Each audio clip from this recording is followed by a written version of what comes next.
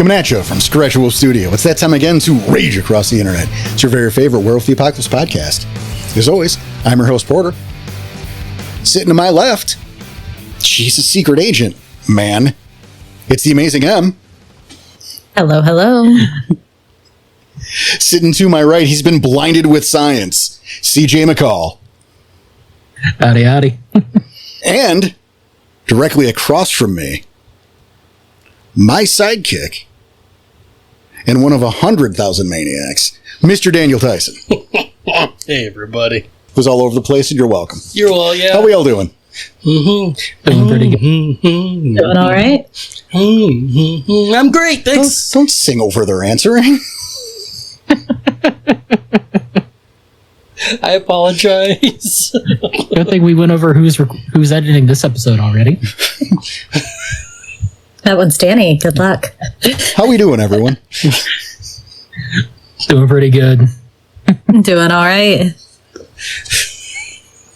I'm great, thanks, Porter. How are you today? Got a song in your heart, buddy? I do.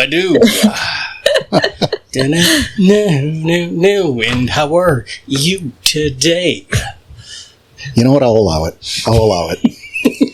I'm doing all right.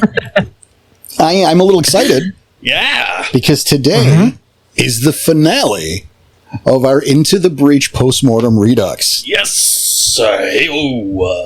Which also coincides with our summer hiatus. Yay. But kind of a bummer, because hiatuses are nice.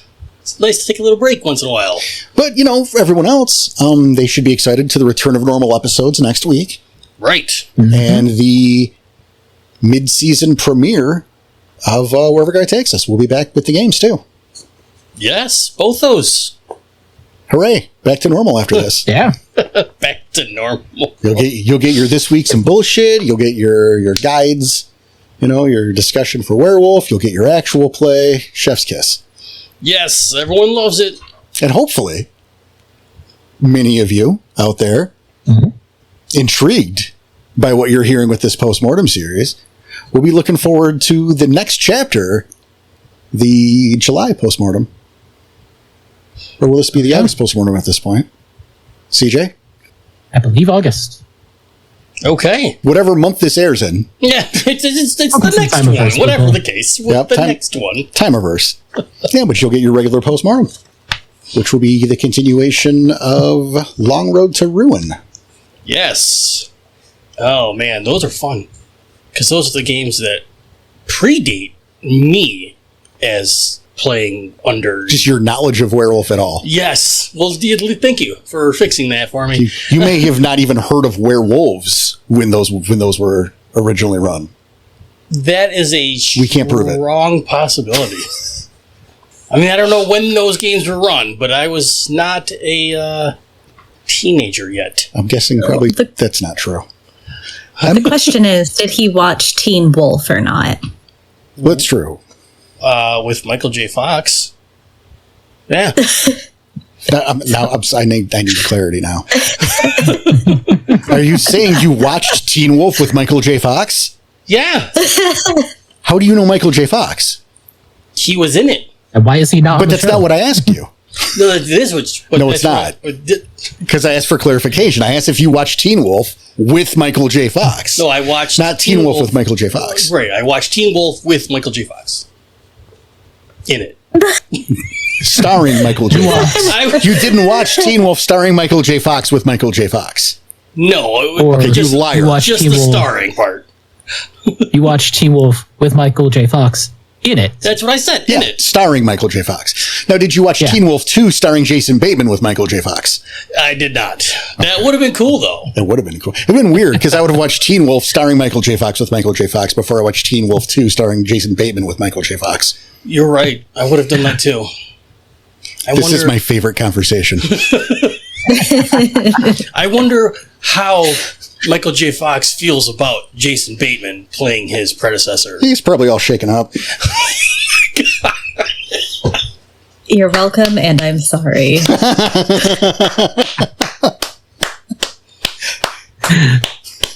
Hands above the table, Danny. Beautiful. They are way above the table right now. All right, enough applause. Enough applause. The best and worst part about that is no one's going to believe we didn't plan it. No, of course not. I mean, if they've listened to the show, they know it's not planned. I was pretty seamless. I don't know. I mean, It wasn't. I don't blame you if you don't believe me.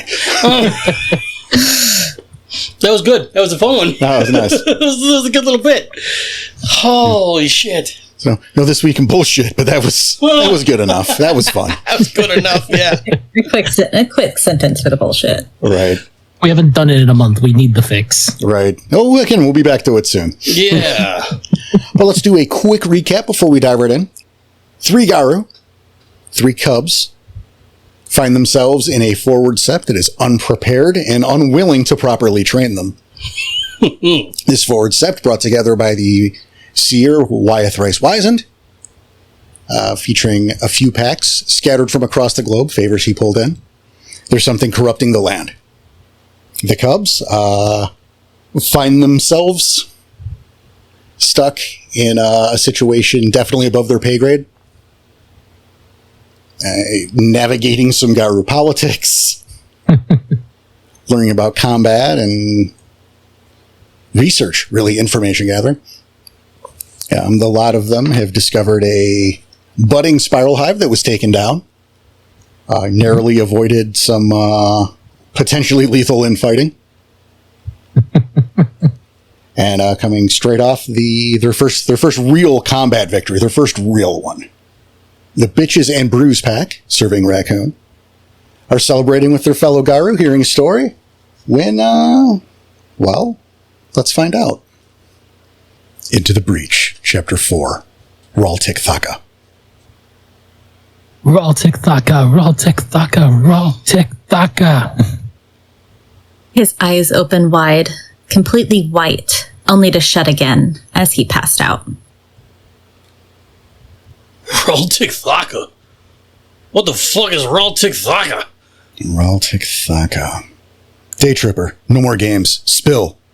On the level, Thunder Chunky. I ain't got nothing. Well then, nobody go too far. We're gonna have a chat with the old man when he wakes. The silence is broken by the humming of a pager. Jude's. He checks it, simply stands and walks off. I've got to run to town. I'll be back shortly. So now you guys are in a holding pattern. Yeah. And it's clear nobody knows what the hell just happened. Right. Nothing to do until Waya wakes up. Yep. So Everybody's kind of waiting for the other shoe to drop. Pretty much. So at which point, Dempsey approaches the Bitches and Brews. You were there for me, brother. Shouldn't even been there as young as you are. I won't go forgetting. You proved yourself to me as Fianna, as Garu. So, it's decided. I'm the one to mark you proper. You getting your glyphs now. Where you want them. Dead man shifts to Krynos, carefully marking you with the glyph of the Fianna. It's a symbol, yeah? His song, Rising to Luna. I can't say I know who first came up with it, but it sums up nicely, doesn't it? So here is a great time that everybody was able to speculate on what in the world was going on with the Raltik Thaka. Yeah. Yeah? General, little sandbox, conversation time. Again, they're killing time until, right? Yep. I remember the markings where, again, he shifts into Krynos, uses the claws to mark the glyph where we want them. I think Tom put his on the back. Jess put hers on like a shoulder or something. I put like mine on my like the chest. Just like a one. Probably hot. Huh? Probably over hot. Over my hat, yeah. Yeah. Light tags? Yep, that makes sense. Yeah. Then it's just like, okay, yeah, it's time for just conversations to happen because speculation was the big one. Remember that one? Well, you give time. Again, you give breathing room. You give time to interact, to role play. Yes. Yeah. Right. Get to have like that. You could even have that moment like you're having a conversation as somebody's getting a tattoo sort of vibe going here. Absolutely. Ring the bell. Yes. And character development. Yeah. And I will say, this is a part that I try to incorporate into all my games, the like getting marked for the first time with like your tribe glyphs or whatever glyph you feel fits the character in the moment. Mm-hmm.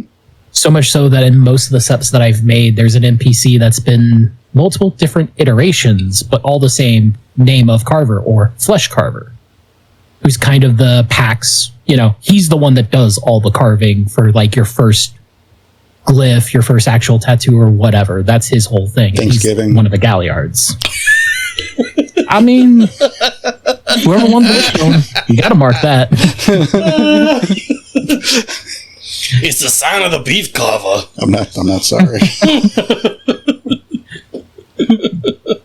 But it's a fun moment for character development, and I know a lot of players who get really attached to the idea of being able to like tell their story with glyphs across their character's body.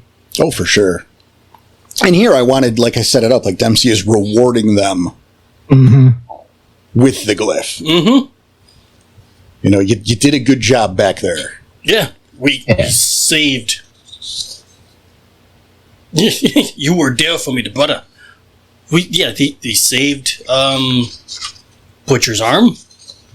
Mm-hmm. They helped out. We helped. Yeah, Whiplash even thought it was good enough for him to sacrifice his eye to save Tom's life. Well, that wasn't. First of all, that didn't happen yet. No, I'm saying chronologically. The arm was severed, the clave was thrown, and then Whiplash lost the eye before Butchers in the Shadows was healed. Yes, those two, the time-wise, yes, but in a general sense, both the things happened. Yes, both of them happened. I'm just saying that...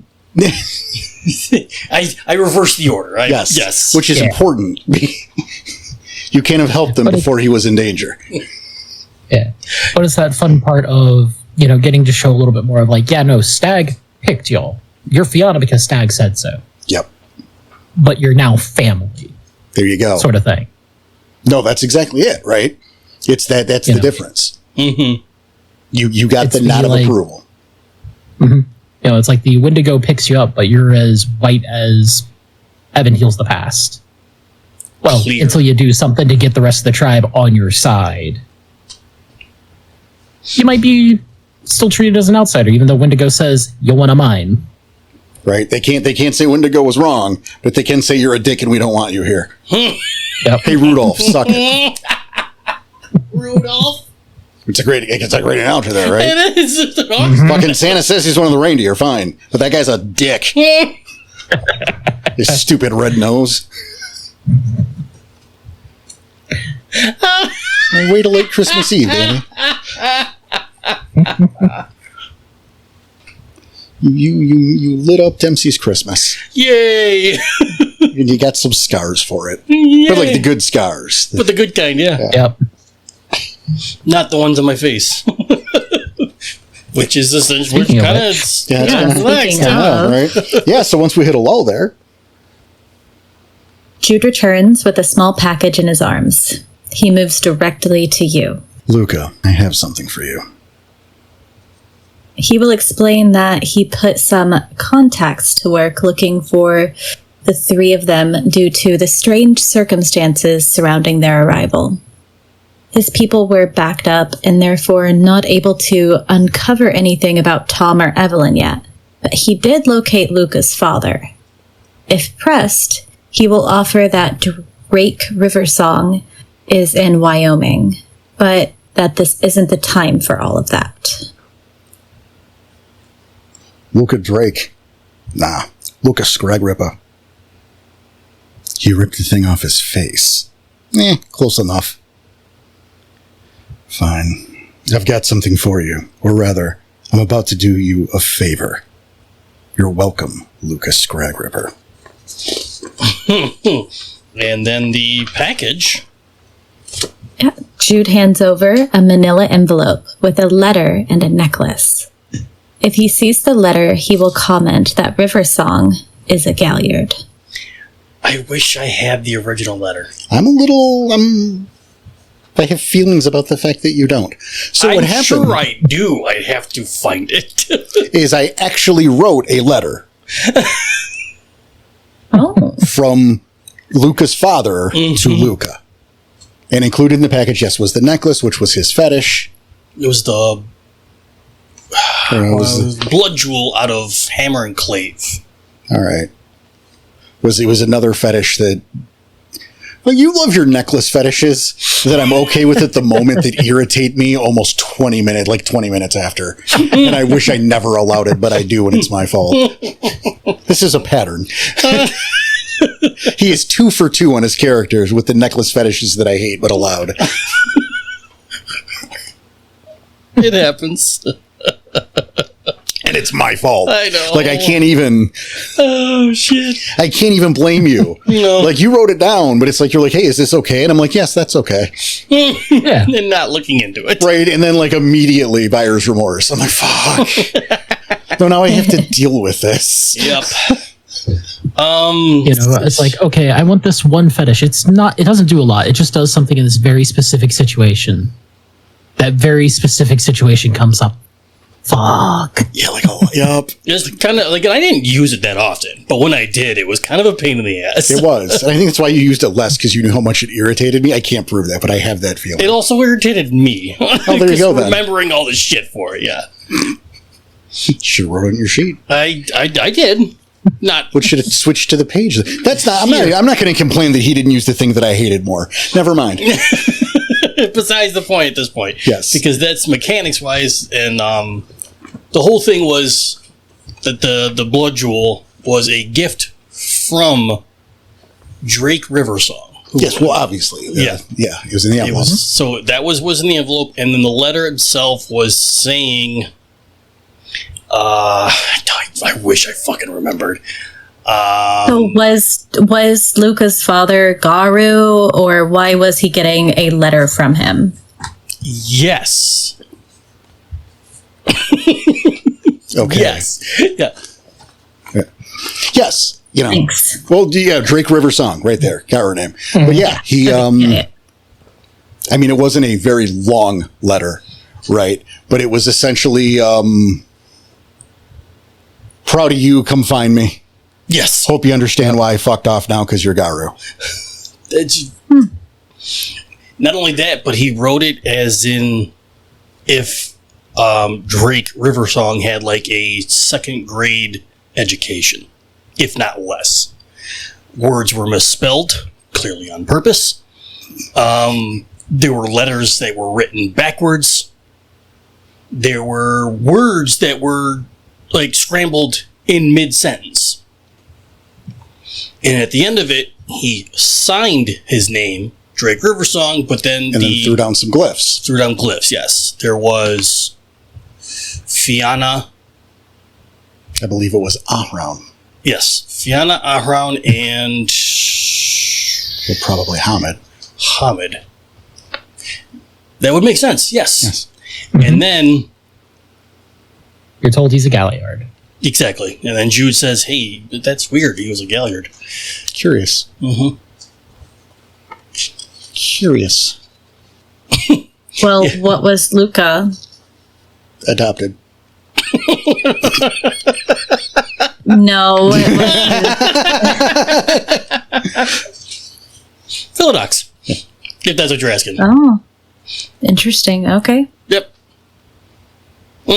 So now, Danny's got his fetish. Yep. Mm-hmm.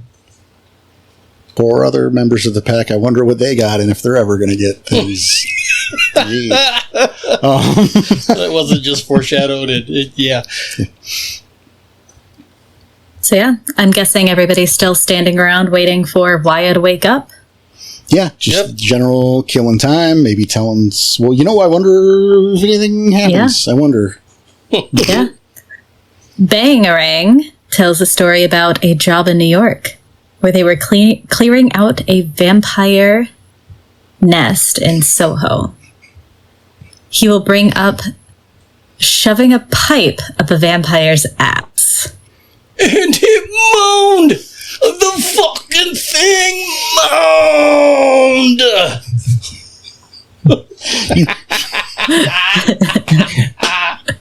Danny was really looking forward to doing that line. Yep. I'm sure he was. But that was one of my, even on the day it was, when we talked about it originally, it was, I love that moment, right? Yep. It threw in a little bit of comedic relief because everything's kind of so serious right now, especially Very after that tense. letter. Yeah. So yeah, it broke up the monotony. It broke up the tension. And it's like, oh, these guys can still have a little fun. Well, and for me, like as a storyteller, right?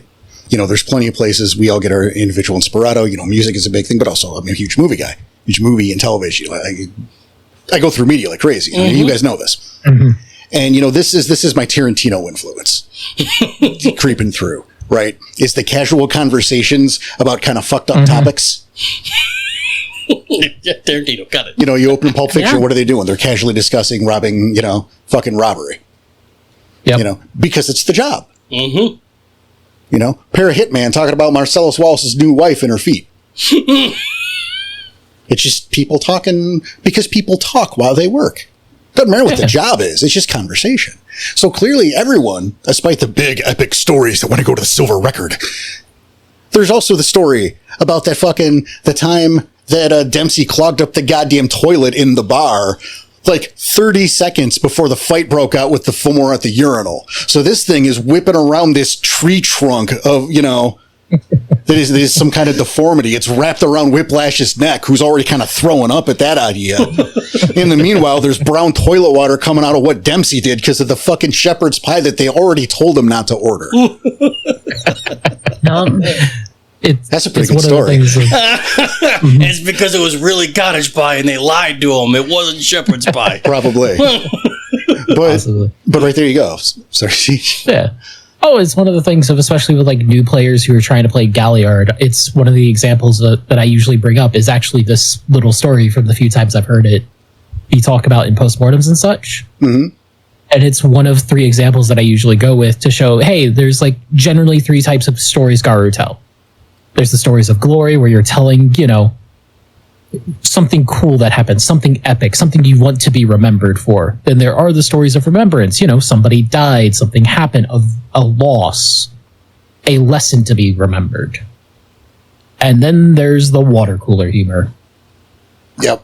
Just the standard You know, work story. you're sitting around the fire, everybody's tired, exhausted, or, you know, it's just post-fight and somebody died. It's a somber moment. Perfect time for a Galliard or Ragabash to be like, you know what? Let's lighten the mood. It's the time that the Wranglers have to send Calamity Jane in undercover as a hooker, but she was too modest to put on the thong. So she's got these big Hello Kitty granny panties sticking out of these booty shorts, completely unaware of it, and she looks ridiculous. It's something like that, right? Yeah. Or, you know, you're sitting in the back of the truck while being driven to the next sept or whatever, and somebody in like the elder pack, you know, pokes their alpha. Hey, you want to tell me you got that scar on your leg? But there you go, right? It's the slice of life kind of stuff. They're the water cooler. You know exactly. So yeah, and it moaned. Oh, like what the fuck? Kind of grosses everybody out, gives everybody a chuckle. Yep. Yeah. But during that story of shoving a pipe up a vampire's ass, Waya will wake with a start. It revealed itself to me. I could see it clearly. If pressed about withholding knowledge by the players, he'll say this. If not, Whiplash will speak up and say, I suspected, but didn't know. Now I have my confirmation. This is a thing I like to do every now and then. It's like I'm expecting the players to do a thing, but I still think that whatever's going to happen should happen. So it's like if they don't do it, Whiplash is going to do it, but give them the chance to do it. Yeah, like telling somebody about bodies not being there after a fight. Right, but fucking, you know, nobody else was there to witness that. Exactly. If there had been an NPC, that NPC would have went, well, yeah, but remember the bodies moved. But there was no NPC to witness it, so it didn't happen. Right, so I had to go years without a skull pick encounter. There's a goddamn Daniel Tyson. Goddamn Tyson.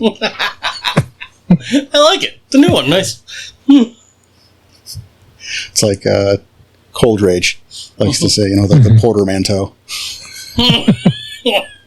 So, I love my portmanteaus. Raltithaka is a ancient servant of the Eater of Souls, sealed long before the Wormcomers came to these shores. It was sealed away by Middle Brother. It has awoken. We must bind it before it gathers too much strength. Raltithaka's power will be unrivaled if allowed to fester. Should it materialize again, it could be a threat that rivals the Storm Eater. We will strike in 2 dawns. Make our preparation. Thunder Fury, might I have a moment? As Jude makes his way further into the woods with Waya, he looks back to the remaining members of the Calm. Dooley, get Vidoma on the phone. Tell her to get her bony ass down here by nightfall. You got it, boss. Bang! Bring the car. We're going to DC. Oi! You 3. Come on, we're going to walk about. Gauge breaker. Stay here with Wire. Keep him safe. Ron takes a deep breath and closes his eyes. Concentrating, he swings his hand as if clawing at thin air. A large portal, or blue swirling light, opens. He nods and smiles at his own work. Wait a minute. You can open a personal moon bridge? You could do this the whole fucking time? Are you kidding me? Why didn't you take these kids to a fucking KN 3 days ago? Oh, yeah. Nobody asked. What a dick move! And that is a high level spell. Not spell, sorry. That is a high level gift. Yes, it is. What do you mean? Look, yeah, I can do that. Nobody asked. Perfectly in character with Ron, though. Oh, yeah. Just this general aloofness. Oh, yeah. Yeah, he was having fun. With a fucking silent It's owl. not too bad. Of course I can do it.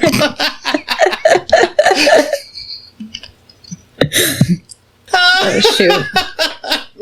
I'm remembering that on the day. He goes, oh, that's fucking cool. But then Dooley talks up, and I'm just thinking, incredulous, yeah. right? But like, at the same time, they're both your voice. So, like, I remember you getting mad at yourself. Well, and let's look at that. You remember on the day I'm doing all of these voices, I'm doing all of the narration, right? So let's look at that, jumping from Waya to Jude to Dooley to Whiplash to Ron to Dooley to Ron in all is casual conversation, more or less. Yes. Yep. Very, very casual. Like nothing else is. Like it's just a normal day. All very nonchalant. So you're gonna be quick with the voices. Again, like here, my Ron. And again, it's been a long time since I've had to do Ron. So my Australian accent was never good. But it's worse now. You guys have heard it. That's supposed to be Australian? I know, right? But the idea here is like no one's heard Danny's. Right? Like, no, yeah, that's true. No one's getting made fun of. But the point is to make sure you know it's a different character speaking. Yes. You try to be consistent as possible with the different voices, but you got to know other people. And then at the same time, you want to do body language should be a factor. Oh, yeah. Especially if you're in person, it's easy to show that you're a different person, not only through voice, but also by using different body language or hand gestures. Some people speak with their hands, some people don't. Exactly. And it's like you guys notice when I do Whiplash, the left eye closes. Period. Yep. Mm-hmm. Even before he lost it, the left eye closes. It's just habit. But you get there. No one knows, no one's confused when Whiplash is speaking. Yeah. And then when you have Ron, like, at least I notice, your shoulders kind of like sink back a little bit. Oh, it's very relaxed. Yeah. Relaxed is that's what I was looking for. Your shoulders sink back. A little bit more sway in the step, maybe. Yeah. Well, as we brought up last time, he has a vested interest in not being bothered. The whole staying on 2 feet thing. Yep. Fucking deep breaths. But no, I think this was a good time to pause here, because here we are, we're setting things up, right? 2 days to go. Main event. You've reached the point where a NPC would tell you, hey, you're about to reach the point of no return. Right? Save it Finish your now. side quest. If you have any unfinished business, go do that. I also like Jude's duly get Vidoma on the phone and tell her to get her bony ass down here by nightfall. Yeah. But it's one of those fun parts of, like, I could imagine somebody who doesn't know how serious this is, like a brand new player hearing Whiplash tell, like, Bangarang, get the car, we're going to DC, being the equivalent of, like, oh, so he's just fucking off? No, Yeah, he's a going to little go bit. get reinforcements. I mean, that's a good point. Yeah, I remember at the day, in the time of, I was like, why would they have to go to DC? But yeah. And then, obviously, in hindsight, clearly they're going to get reinforcements, but on the day, I didn't think of it. What's in DC? The Sept of the Awakening. Which, Reinforcements. I'm actually, guessing that's the nearest sept. Yes. Okay. which also thinking back to it, Porter, with the last episode with the fight that got cut, I could imagine if that fight hadn't got cut and they did turn on Whiplash as a character, and he went to go to DC with Bangarang. Oh yeah, no, it would have been easily like, so you beat up Waya for not wanting to do anything, and you're running away. I imagine a Cubs ending up in a cast. Oh yeah. Oh, I mean, mother's touch, but yes, the sentiment there, absolutely. That'd have been a good way to get the shit kicked out of you. All right. Yes. Moonbridge has been opened. Ron shifts to his sandy brown lupus form. His elongated ears stand upright, making him look vaguely like a dingo. He looks over his shoulder and gives a nod before leaping into the portal. A rush of air hits you as you step through. You are in the Umbra, but encased in a tube of white light. This tunnel arches high into the air. You can see the penumbra below you. Spirits, both Bane and Gaian, shuffle like ants. You can see further on. Large, indescribable creatures cast cityscapes, billowing green smoke into the air.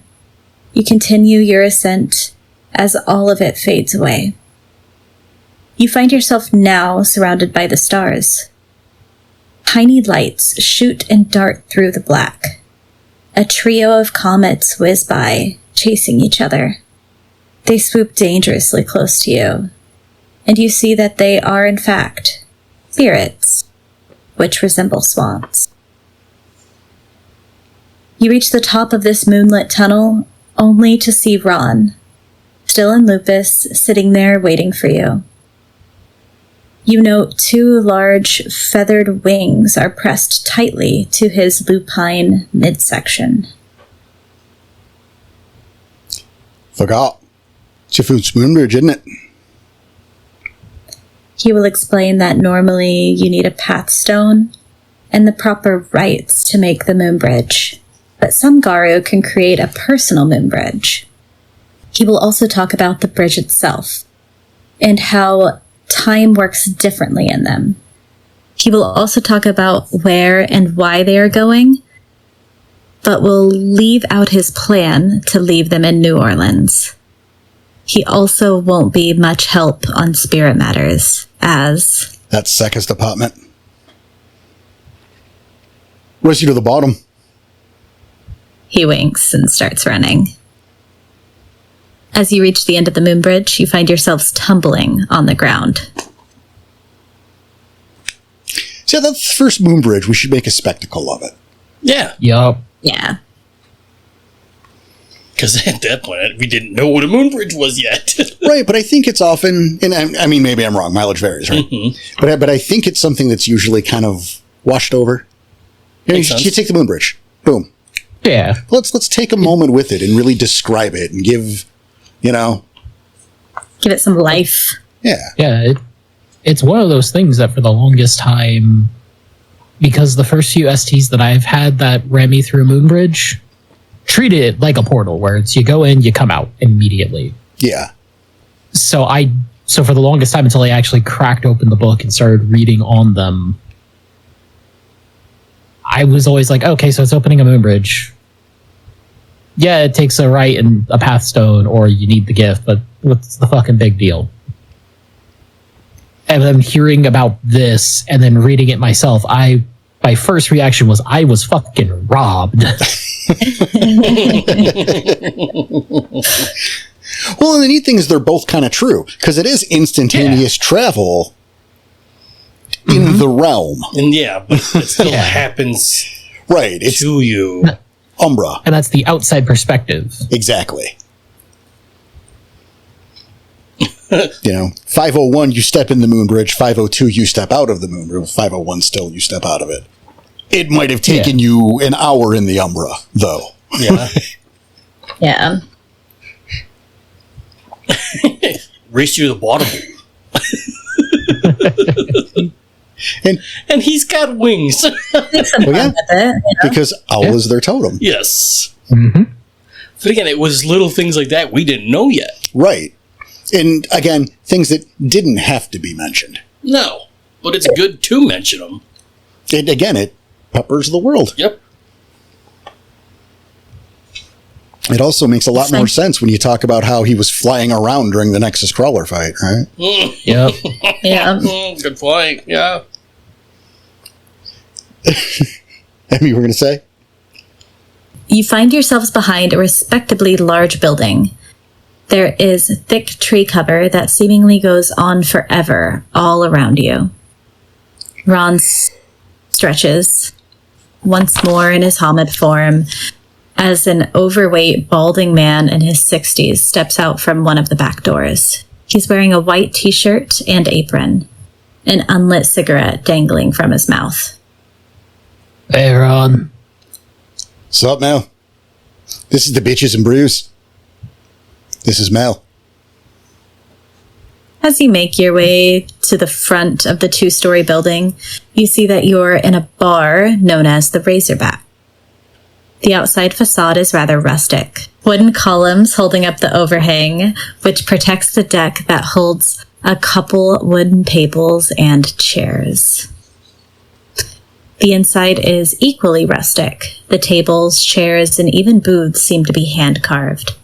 The bar area isn't overly big, not nearly as large as the outside, but you see a window to the kitchen behind the bar. And to the right of the bar is a staircase leading up. The front of the bar, fixing a bar stool, is a young woman, mid-20s, porcelain skin, pouting lips, with just the slightest bit of purple lipstick to match her bangs, which land perfectly at either side of her chin. The rest of her hair chopped short, dyed jet black. Her endowments accentuated by the tight, short, black tank top, which reads, "Beware of Dog." Blue jeans torn at her right knee, and his favorite, a black leather choker around her neck. Her sapphire eyes widen a bit as she smiles. Welcome home, Trip. The others got home yesterday. They're upstairs. Who are your friends? Nice. Bitches and Brews. Cubs. I gotta grab Sekka. Work to do. Mind setting them up? Bitches and brews, huh? I like it. Well, I can't help you with the first thing, but I think I can do something about the second. Roxy saunters around the bar, giving you both a rather nice view, and sets 3 bottles of chorus on the bar. Ron leans into the staircase and screams up, Oi!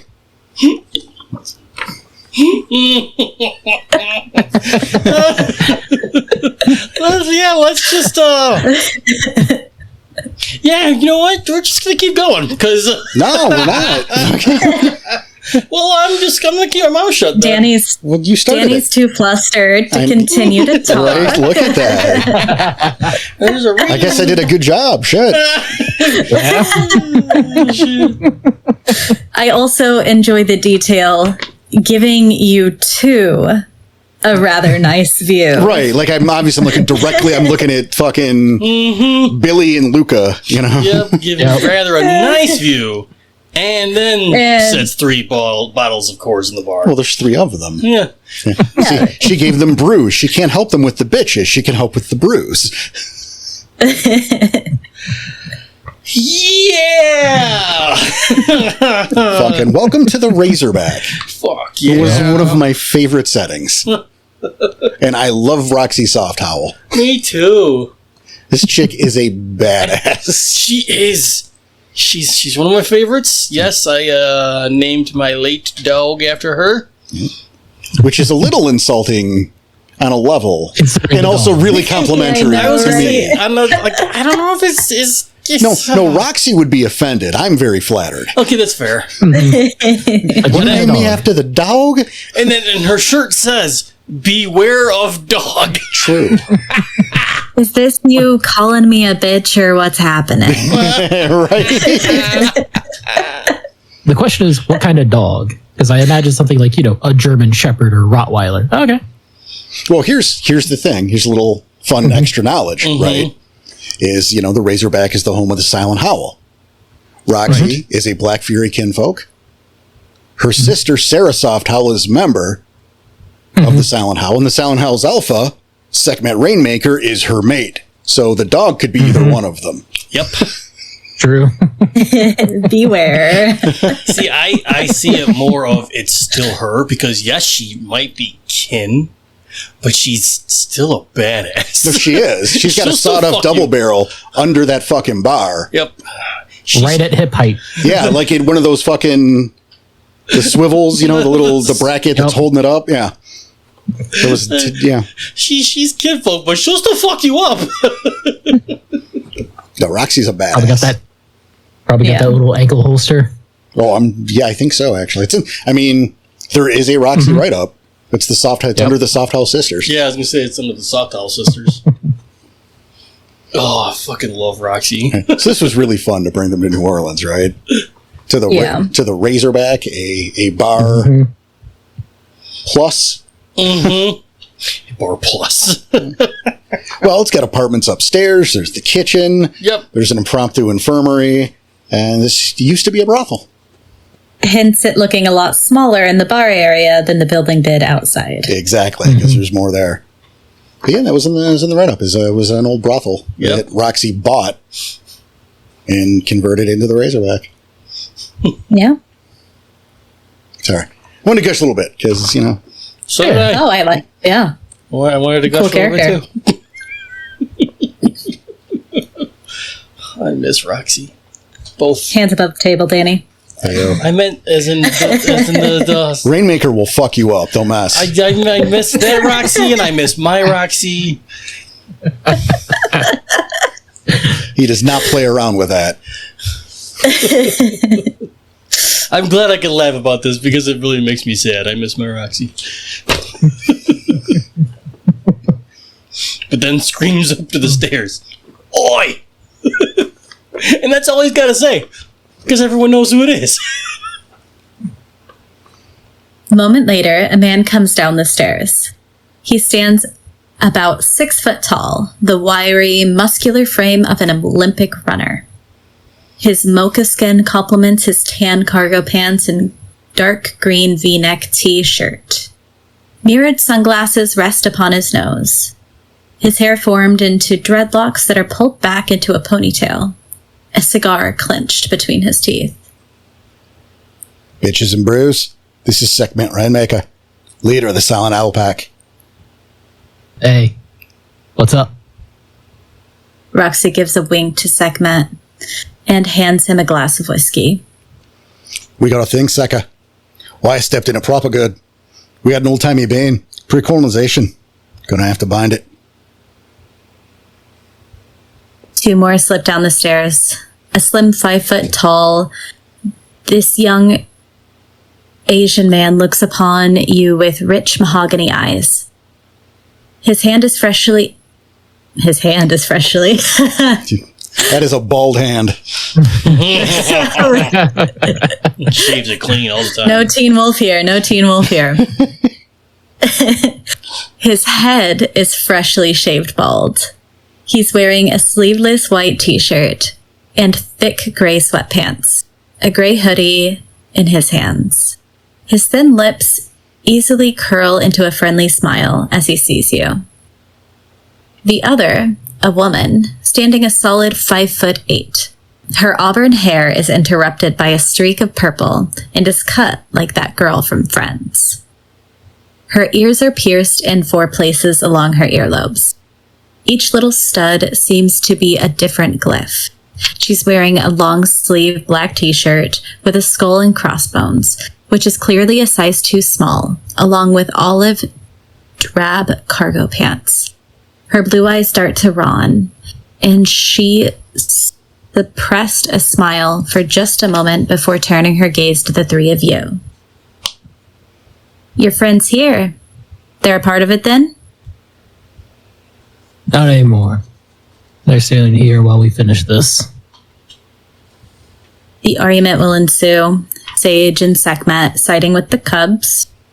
This will end with the Cubs standing up for themselves. If they don't, Sekhmet will have the final say. Because his vote counts twice. Once all this is done, Ron will make another moon bridge, leading them back to where they started. CJ didn't want to do that one. Oh, sorry. I had missed it. I had missed it because it was in the little parentheses, so I was like, okay. Fair enough. I remember that, though, because we did argue, like, we're not fucking staying here. We found this. We're going to finish this. No, that's 100%. That was the thing, is you guys immediately, you didn't even entertain the idea. Of us you were staying. offended. No. Yes. It's the thought of having to stay behind. It's like, no, we're not. Fuck you, we're coming back. Right? It's like, this is above your pay grade. No, it's not. Fuck it, we're going. Yeah, like, I didn't care above our pay grade or not. Like, we've proven ourselves useful already. We'll at least be bodies in the fight. Yeah, I remember we were offended that we weren't being invited to this. Or no, not that we weren't being invited, but like they were being pushed to the side for this. Yeah, and going from that, not anymore, they're staying here to, okay, they stand up, they want to be in this. I mean, let's give them what they want. Yeah.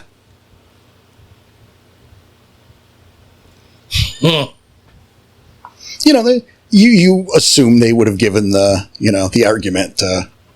Yeah. It's like, all right, now, okay. But yeah, and they did. They made the argument for themselves. Yeah, I remember being mad. I was like, and it was unanimous. None of them even entertained the idea of staying behind. Oh, yeah. But you like how Ron's intent was just to drop you off. Yeah. Just drop the Cubs off here with Roxy. Yeah. They can get drunk at the bar, and the professionals will go take care of this. Yep. And even Sekhmet. Yeah, we won't have to worry about these younglings' life. And Sekhmet knew it too. It's like he sees him here. Yeah, we gotta do a thing, and Sekhmet instantly realizes, okay, fine, you're dropping these kids off. Well, it's less than instantly realizes Ron explained the situation. Mm-hmm. I mean, he didn't go into great detail, obviously. I mean, we just covered it, right? Mm-hmm. He doesn't need to. No. But Waya stepped in it good. People know who Waya is. Right. Old-timey Bane. Pre-colonization. Okay, yeah, that's probably pretty fucking old and pretty powerful at this point. Exactly. That was enough. Yeah. Yeah, that's the scale right there. That is a big Bane. I remember the argument too. Like, we're the ones who fucking found this. We're doing this. And then it's like, no, you're too young. So you need more bodies was the final thing. Was the final argument. We might not make it, but we know what that means now. I mean, you got to give it to him, right? Respect. Yeah. And I mean, I'm willing to jump right in. right, and I'm glad too, because what I had done. Could you guys imagine if the players were just like, "Yeah, let's get drunk, fuck it." Yeah. And that's where I imagine, Sage, hearing, Sekhmet say, no, they're staying. And the kids are like, yeah, no, let's stay here, get drunk. This is where I can imagine Sage, like, giving Sekhmet a little just shoulder tap or something, doing his little pigeon sign language to basically say, no, they need the experience they're coming with. And having to convince Sekhmet. If I remember correctly, it was Sage who convinced Sekhmet to agree to it. Well, if someone's gonna change Sekhmet Rainmaker's mind, Mm-hmm. it's Sage Windover Mountain or Roxy Soft Howl. Yep. He is far too pig-headed. Right. For anybody else. Like even Ron, he respects Ron. But he's not going to change his mind over it. You know, Sage, yes. Ron is to Sekhmet what Short Round is to Indiana Jones. And that may not necessarily be accurate, but that's how he sees it. That's fair. He's the That's sidekick. fair. Yeah. Sage and Sekhmet, they go back to the beginning. Yeah. Yeah. Ron, they picked up along Batman the and way Superman. later. Yeah. It's Batman to Superman where Batman to Robin. Yes. That's fair. Nice. That's a good one, too. Batman and Jim Gordon. That's Sage. Mm-hmm. Right. Okay. There you go. Oh, there. Yeah. And then we got Robin. I mean, you're Robin, but you're still Robin. So. What up, third member of the Silent Howl? Jesus. You're not fourth because Roxy's kinfolk. And then, like, little things with the Howl, too, right? Like, getting to bring them in again. This was self-indulgent on my part, but at this point, it also tracks the story because it's time to call them. It's time to call people in. Oh, yeah. Yeah. Right. And then we see, like, Roxy mentions, oh, they got back yesterday. Was it yesterday? Mm-hmm. So Ron came because the Howl had a job and they could spare Ron to go help Waya. Yes. Suddenly that answers why weren't they all there? Yeah. And Ron's the only one with like the real connection back to Waya. Well, that's not true. Well, they have the Octana in common, they have the Bayntender in common, but I thought he was mentored by Waya. well, he was in terms of as a Bayntender. Oh, okay. He just has the strongest connection to Waya. There you That go. might not be true either. Okay. Sekhmet learned how to be a Thurge from Waya Thrice Wizened. Okay. Fair. So there's connection, period. Yeah. But Yeah. Ron could be spared. Fair. Okay. But also, the little things I added, right? Like Sarah, through the course of your games here, Danny, Sarah got a lot more characterization than she used to, Yes. or than she had before. And the idea that she had a little bit of a thing for Ron is something that I decided and started peppering here. Makes sense. Also, it was kind of an open secret to, like Ron didn't know because he's just that aloof, but everyone else saw it. And it was always a very, like Arrested Development thing, like a him. Yeah. No one saw it. No one understood the appeal. Not even he did. No, yeah, he says, yeah, but like, it's like, what is it with you and Ron?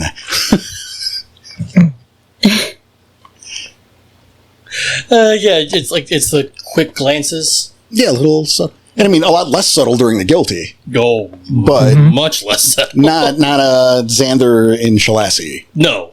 Nothing's going on there. Right. It's more of a She's got a little crush. Yeah, she's Will got a they, little won't crush. they? Not even, right? Because it's just a little crush that is baffling to everyone else. It's a fun little detail. him.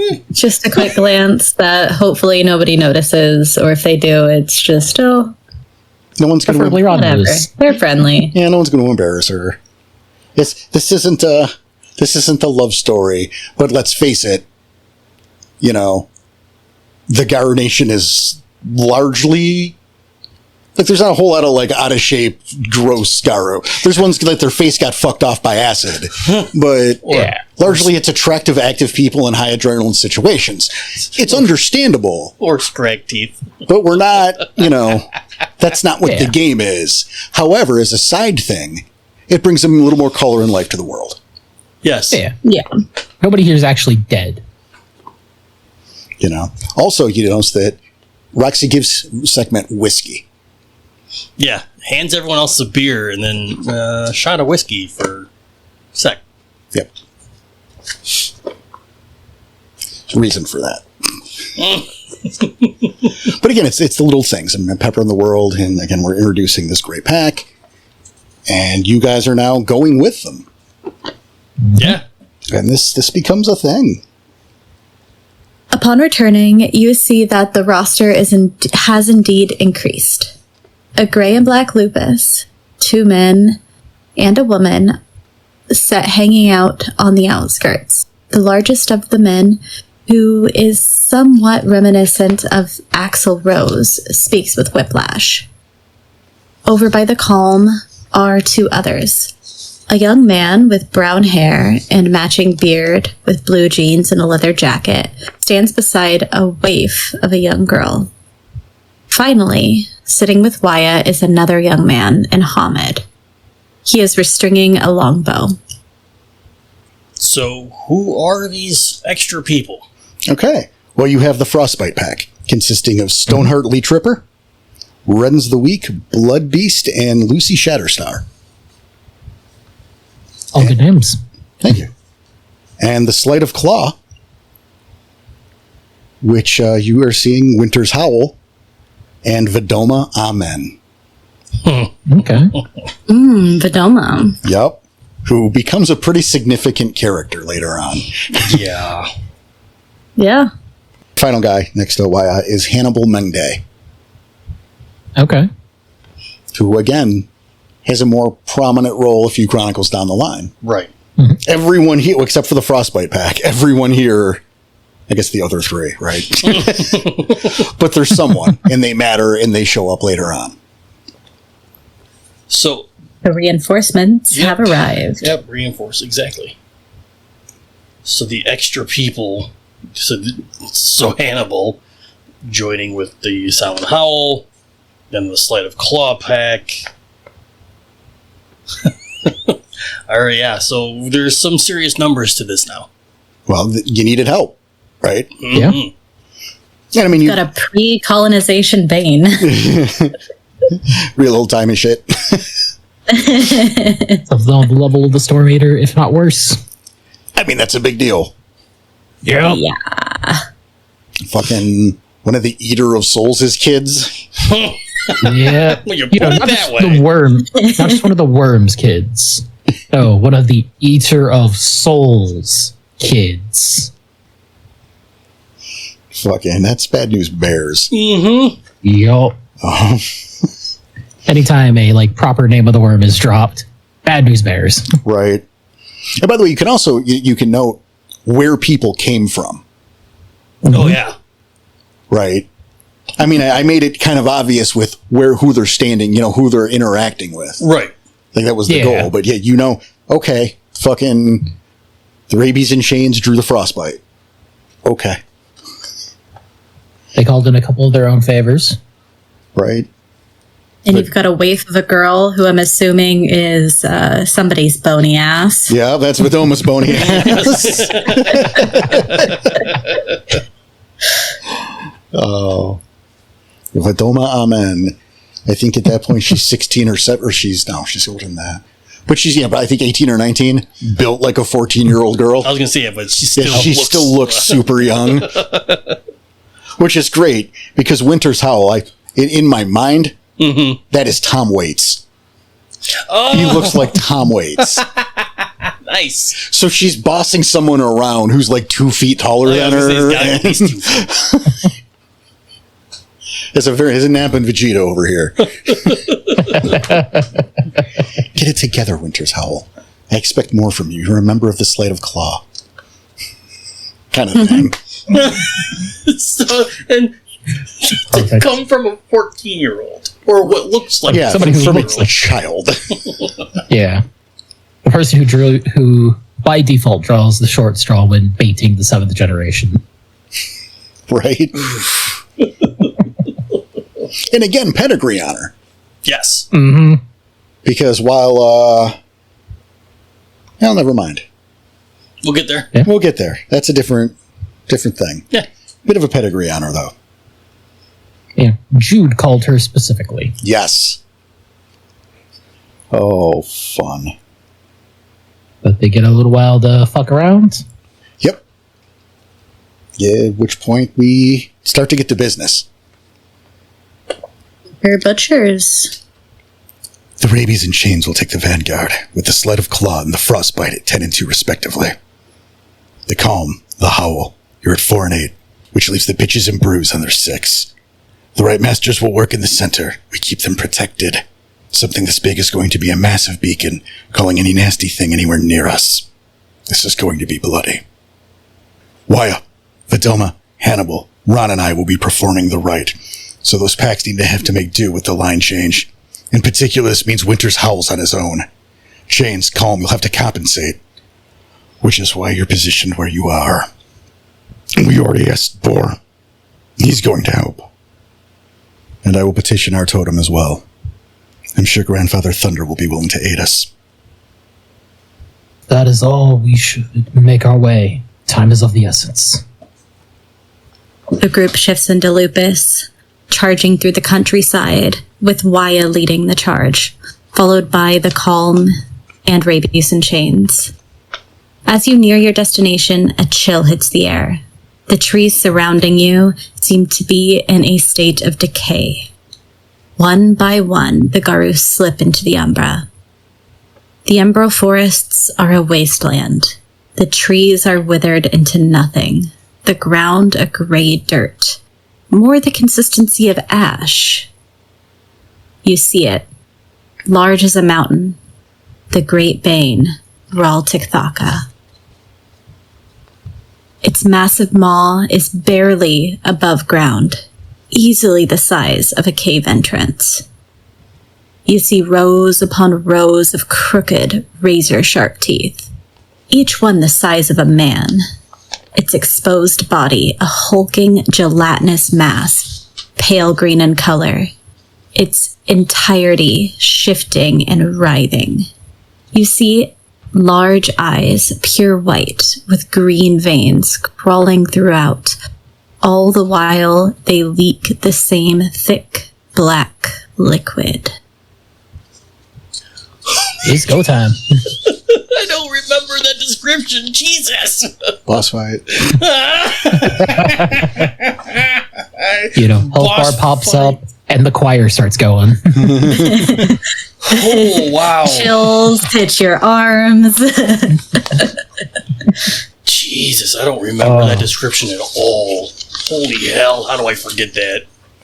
This is Ral Tikthaka. Yeah. Yeah. I do.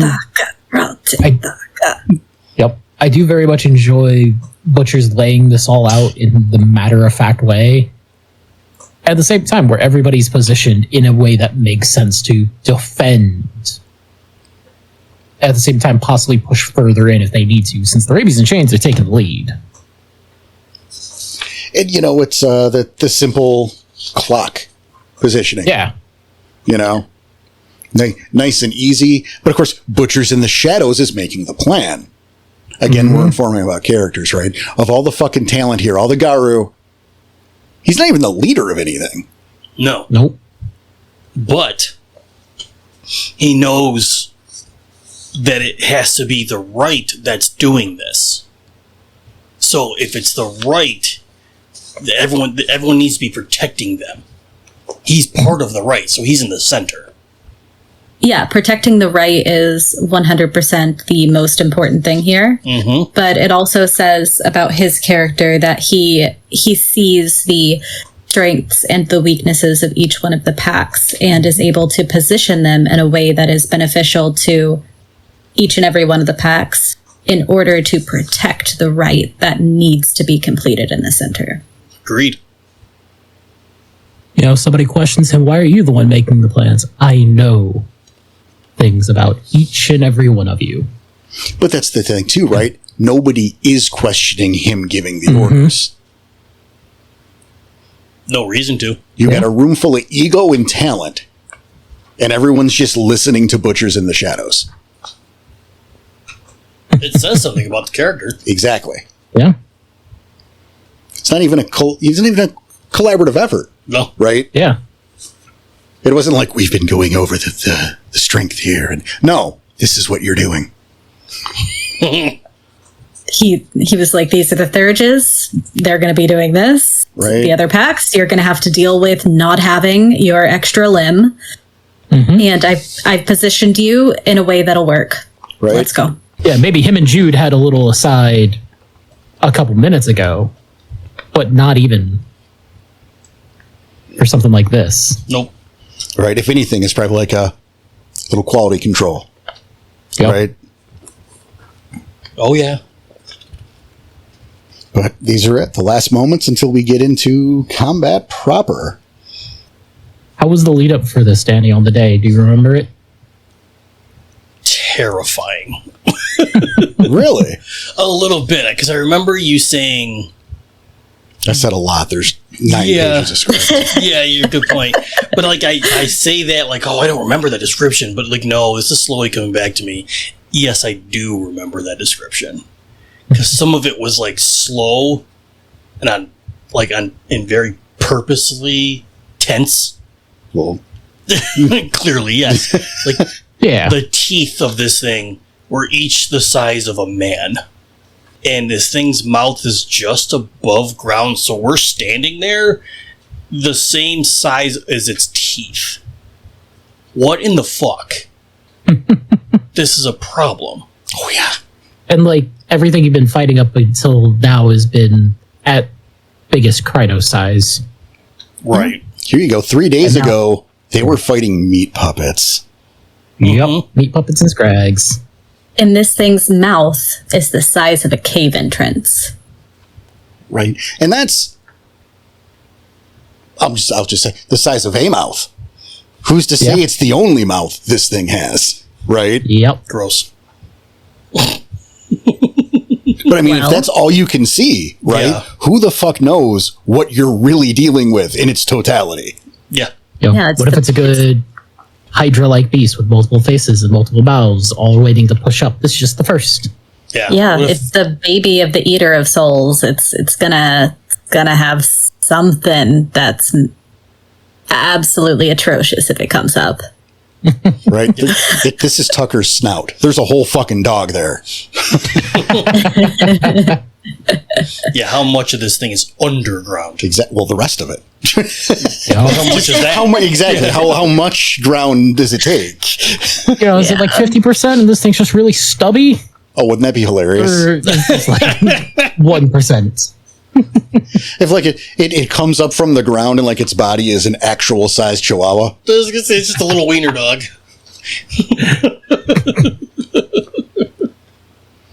Like that Scooby-Doo where Scrappy-Doo is deflating and its head is just bobbling back and forth. There you go. Yeah.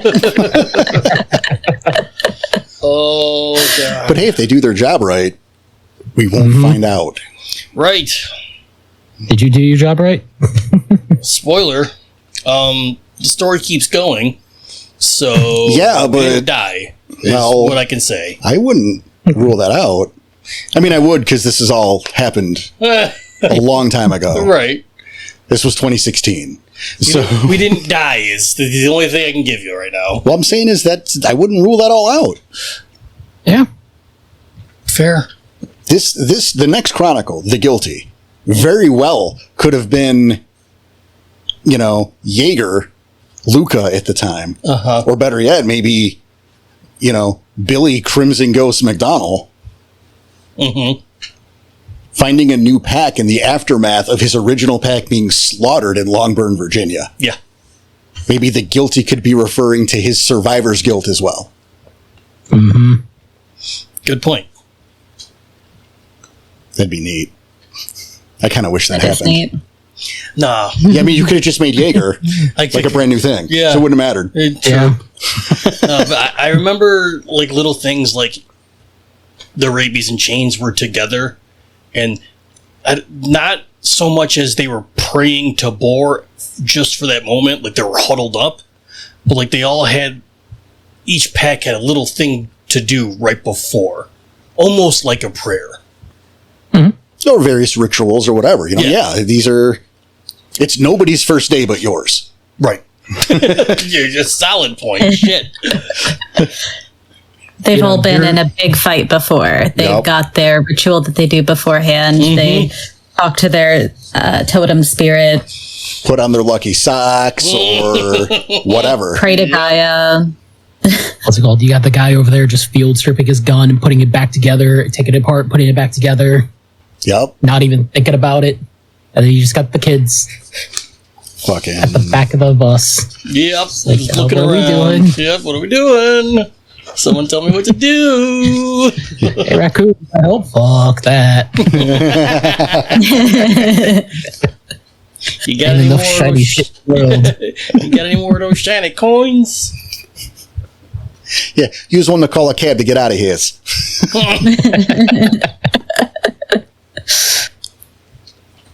So, combat will last 7 turns. Yes.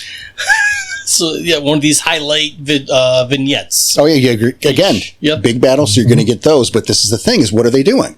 They're doing a rite to seal the bane. So You combat wanna is finite. you want to build the world around that too to make it feel like a living fight, not just roll hit. You want it to feel alive. You do, which again, and we did these before. That's why you do the vignettes and showcase the people, give some more again, because otherwise it's just roll hit and that's boring. But again, it's 7 turns because this is how long it's going to take for the rite. You're familiar with this, I think. Yeah, I think you did something recently just like this.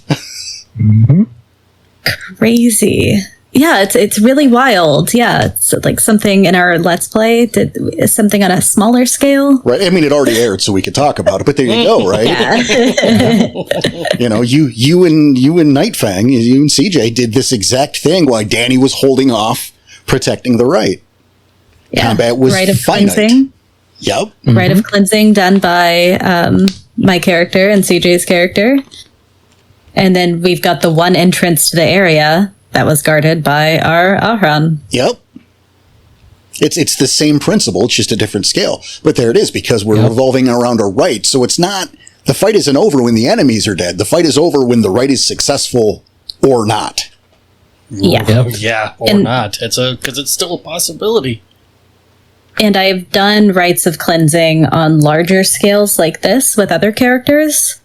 And one of my favorite things about the rite of cleansing is it attracts banes. And depending on the scale of your cleansing rite, it can get pretty messy. Yes. And I've done something similar to this on a slightly smaller scale of, dealing with a pack of banes and one particularly large one, using a rite of binding to kind of seal it away, since it was not on our level to fight because we physically could not hurt it.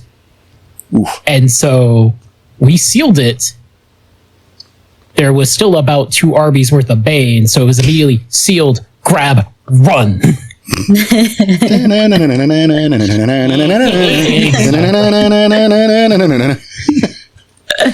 did our job. Let's go. Where were you, in the Star? I think near a hellhole. That, sir, was a reference to a postmortem you were part of. True. Thanks for listening to the podcast. So here we have a bunch of highlights between each of the round of turns. I'm guessing Porter used one of these to read. So, countless tentacles erupt from the ground. The banes begin to swarm as Waya, Butchers in the Shadows, Vidoma, and Hannibal begin chanting in a language foreign to you. Waya places what seems to be a hand-crafted cage, something large enough to hold a small woodland creature, on the ground at the feet of the others. As the rite begins, these Garus seem to move as one as they chant and dance around it. You know the drill. Protect the Rite Masters. After the first turn, make the sound of the whippoorwill. Do you hear that? We've got spirals incoming. So this is a good part to pause to make reference to that. So they're getting swarmed. Oh, yeah. I do not have the last page again to save ink because it's just stats. So Danny and I don't need it. Right. But what there are is some examples of the stuff that we're fighting. That you're fighting. I didn't get super diverse. I had a couple things and that was it. I wish I had done more, personally. But also, I respect why and understand why I did not. Yeah, we're still too young. Future Porter is cutting past Porter some slack on this. I imagine you probably had others in there that you just didn't have stats for. If I can remember correctly. Maybe, but whatever. You know, we had what I called slaughter deer. Which are deer spirits corrupted and gone mad due to Raltaka's influence. Patches of their fur have fallen out. Eyes are muddy black pools. Their mouths are now full of small, sharp teeth. Black goo dripping from their mouth and eyes. Lovely. Venosaurus Rex. Yum. All right. And I believe, was Maggot Kids one? Yes. Yep. Maggot Kids. These spirits. Yeah, and what the fuck's a Maggot Kid? These spirits resemble human children with reverse joint knees, allowing them to act as quadrupeds. They have a long tentacle acting as a tail going from the smalls of their back. Their skin is almost translucent, allowing you to see the pale green liquid flowing like a river just underneath their flesh. Their fingertips are hooked, serrated claws. Their heads more like that of an earthworm. It's disgusting. Maggot Kids. I love that. It is so That's disgusting. beautiful. Nice work, Past Porter. And then Scrags. Well, I mean, And standard spirals. yeah, Scrags is fine. That's just fucking standard. Yeah, standard exactly. And exciting for them because they had just, they had the Demogorgon in their brains because Stranger Things was still new. Yeah. Yeah. Think about just that. This is 2016. It's Stranger Things season 1 time. It just come out, yeah. Really helped. Oh, that's perfect. That's relatively recent. Well, 2016. Yeah. Oh, wait, that's almost 10 years ago. Yeah. Oh, no. Yeah, sorry. Yeah, I know. My back hurts too. It's fine. Oh, look at her hide away from reality right now. Yeah. That was some psychic damage. It just happened. For what the audience can't see, Em fully shrunk down in her chair and was hiding behind her hands, realizing that was almost 10 years ago. I know. Fuck, right? Oh, my back hurts so much. It was a big help though. Stranger Things season 1. First of all, Stranger Things season 1 is excellent. You could feel however you want to feel about the rest of the show. Season 1 is excellent. Agreed. And the upside down is the penumbra. is just the penumbra. Yeah, the Demogorgon is a scrag. It's a secret werewolf show about a fucking 11, a Pentex test subject who they were trying to fuse with a Bane and escaped. That is what that show is about. Yeah. Good stuff. Right. I know sidebar, but yeah. So yeah. Now that's what we have is we have the Banes swooping in, and then we hear the sound of the whippoorwill, which is of course the tribal totem of the Black Spiral Dancer. And that was the first time. It's not the first time we heard the sound, but it was the first time we realized that when you do hear that sound, they're coming for us. Yeah, that's usually indicative of. Yep. It could just be there's a bird nearby. But nope, if you hear the sound, it's bad news. You probably heard it whenever you guys were in the baby hive. But hearing it here, along with you hear that, we've got spirals coming. Right. Probably made that connection. Exactly.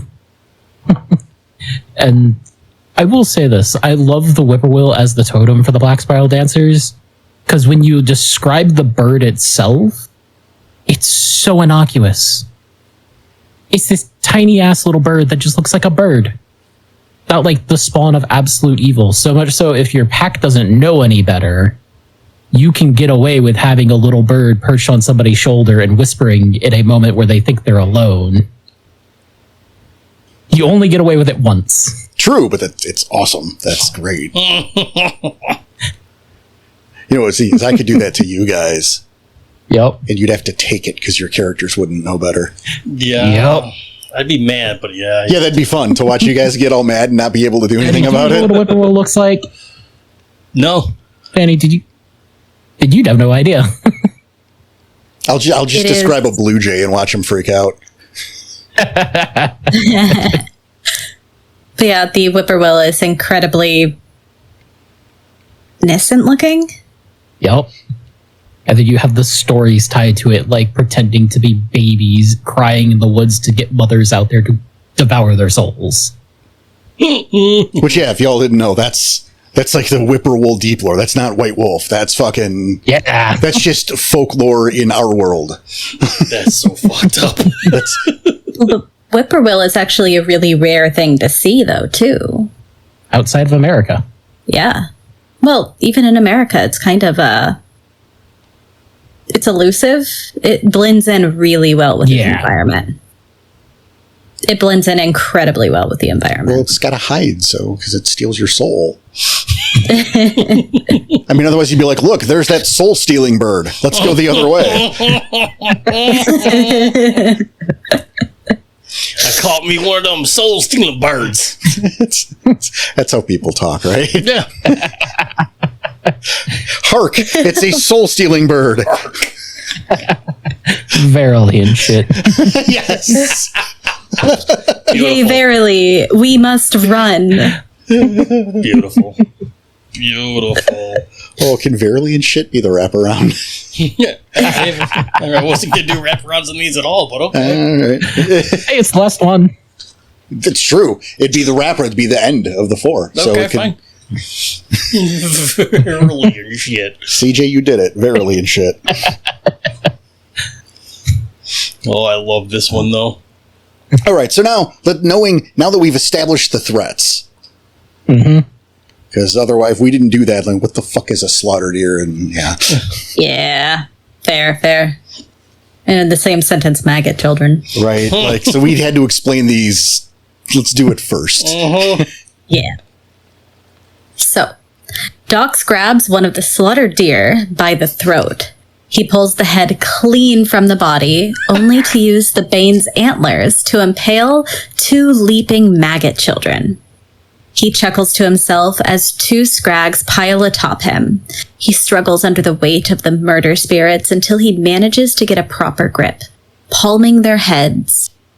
He smashes them together, only to have them explode like a watermelon at a Gallagher show.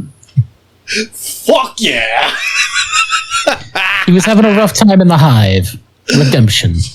Right. Oh, so cool. Also, Gallagher was a prop comedian who was known for hitting watermelon with a sledgehammer.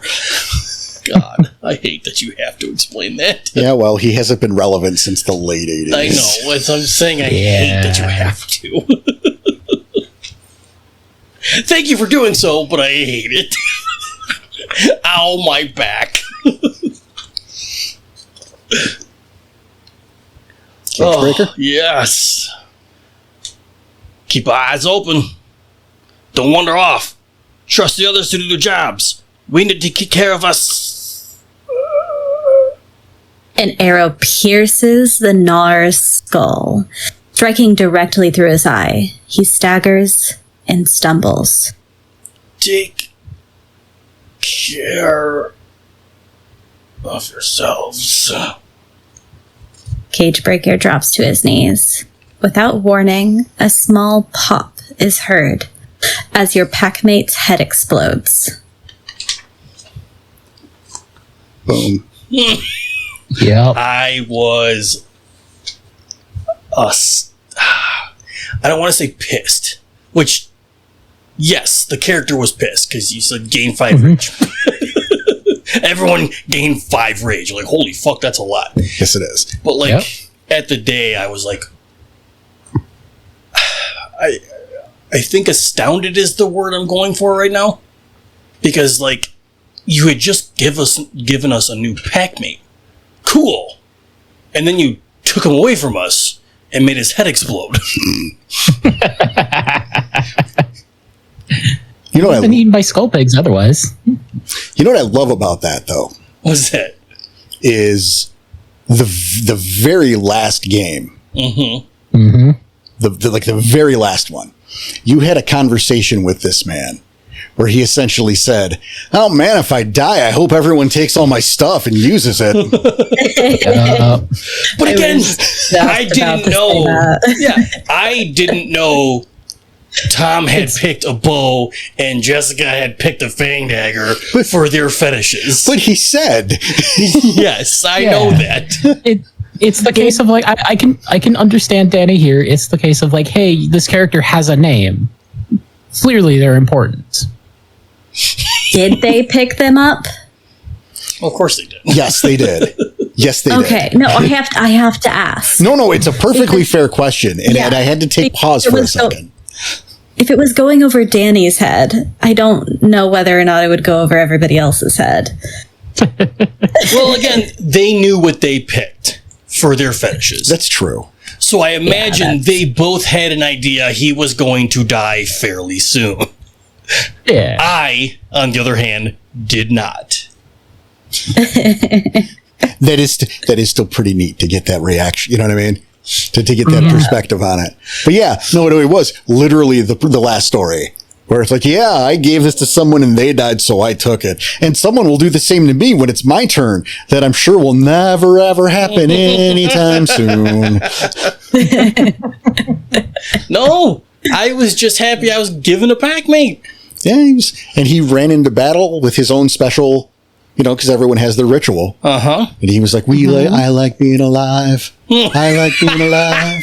My name's Cagebreaker, and I like being alive. Boom. Boom. Yeah. Or humming Staying Alive.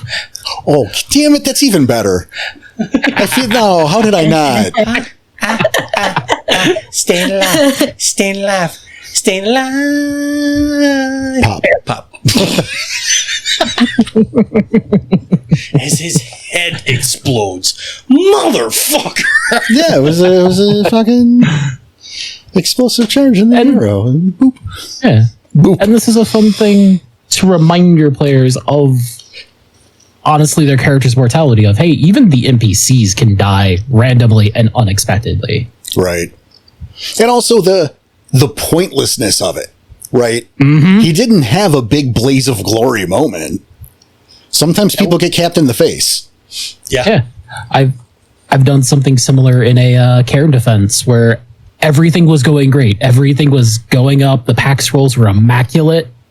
I had one character set to die, and when their vignette came, everybody's rolls went like garbage after that for a little bit, and it shifted the entire thing because the person was turning around to basically tell the pack, good job, because they just saved their life.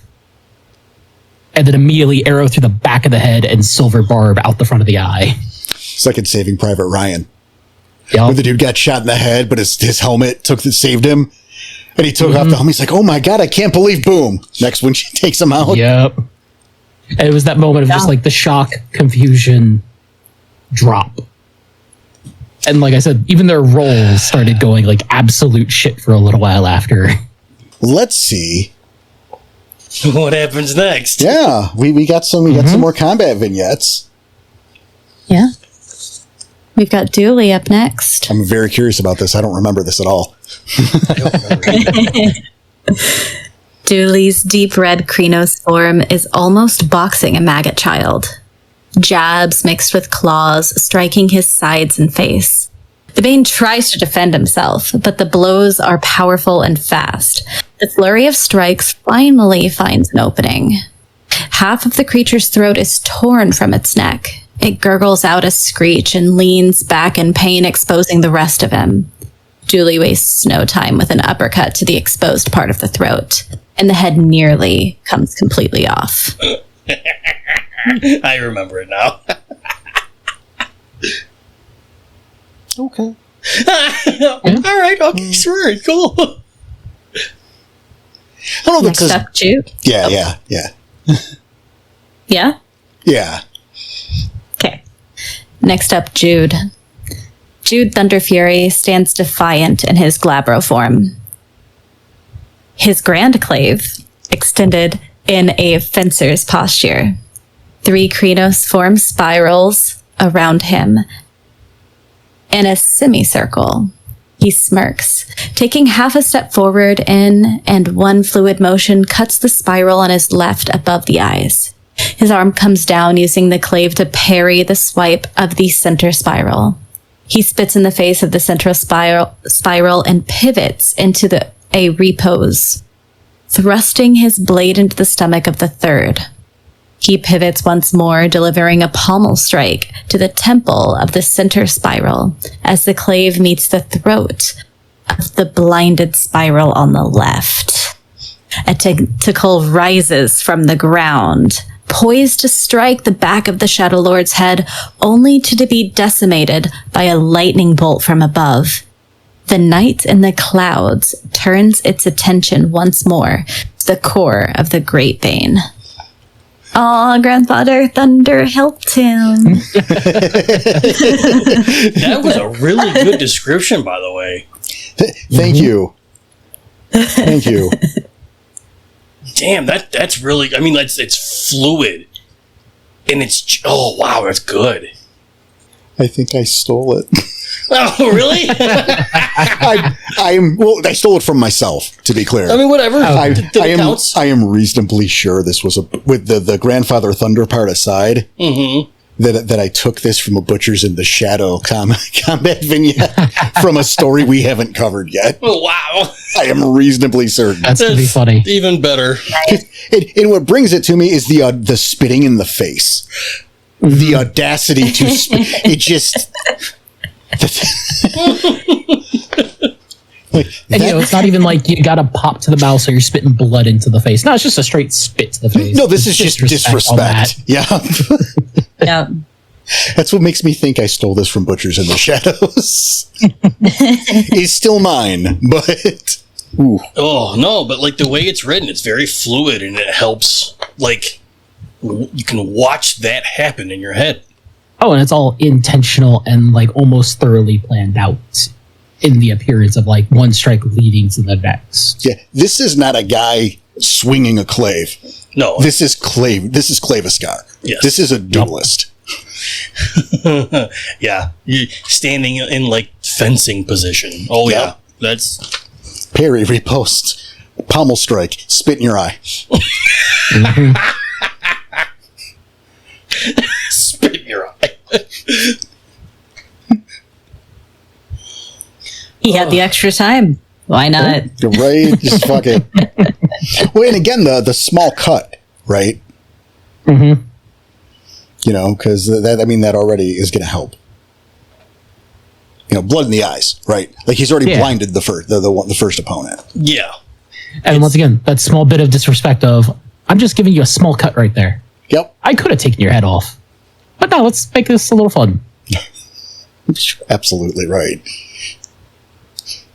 Yeah, it was very meticulous and planned. This one. He had the Sherlock Holmes montage in the back of his mind. Nice.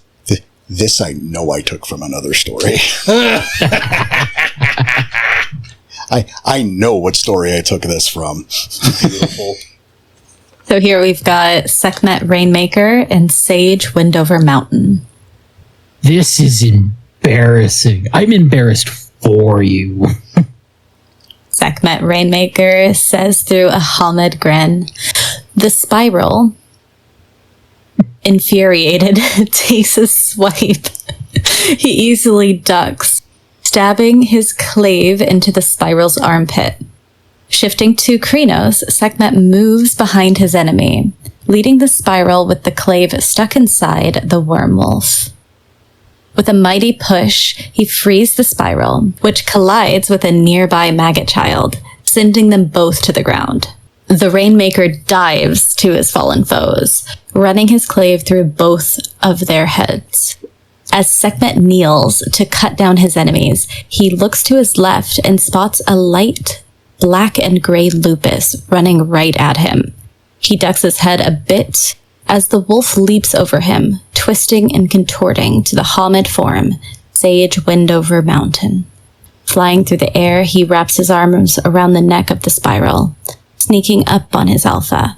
He instantly shifts to Krynos as he spins around the neck of the wormwolf, his massive claws effortlessly slicing the enemy's neck to ribbons. The Krynos Stargazer looks back at his old friend with a smirk, his attention drawn to the spiral, desperate to take the Strider with him into the afterlife. The spiral slashes at Sage's throat. He responds by shifting to Hamid and stepping under and inside the enemy's reach.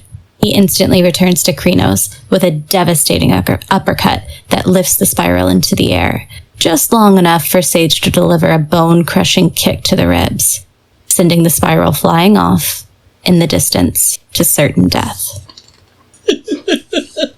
This is embarrassing.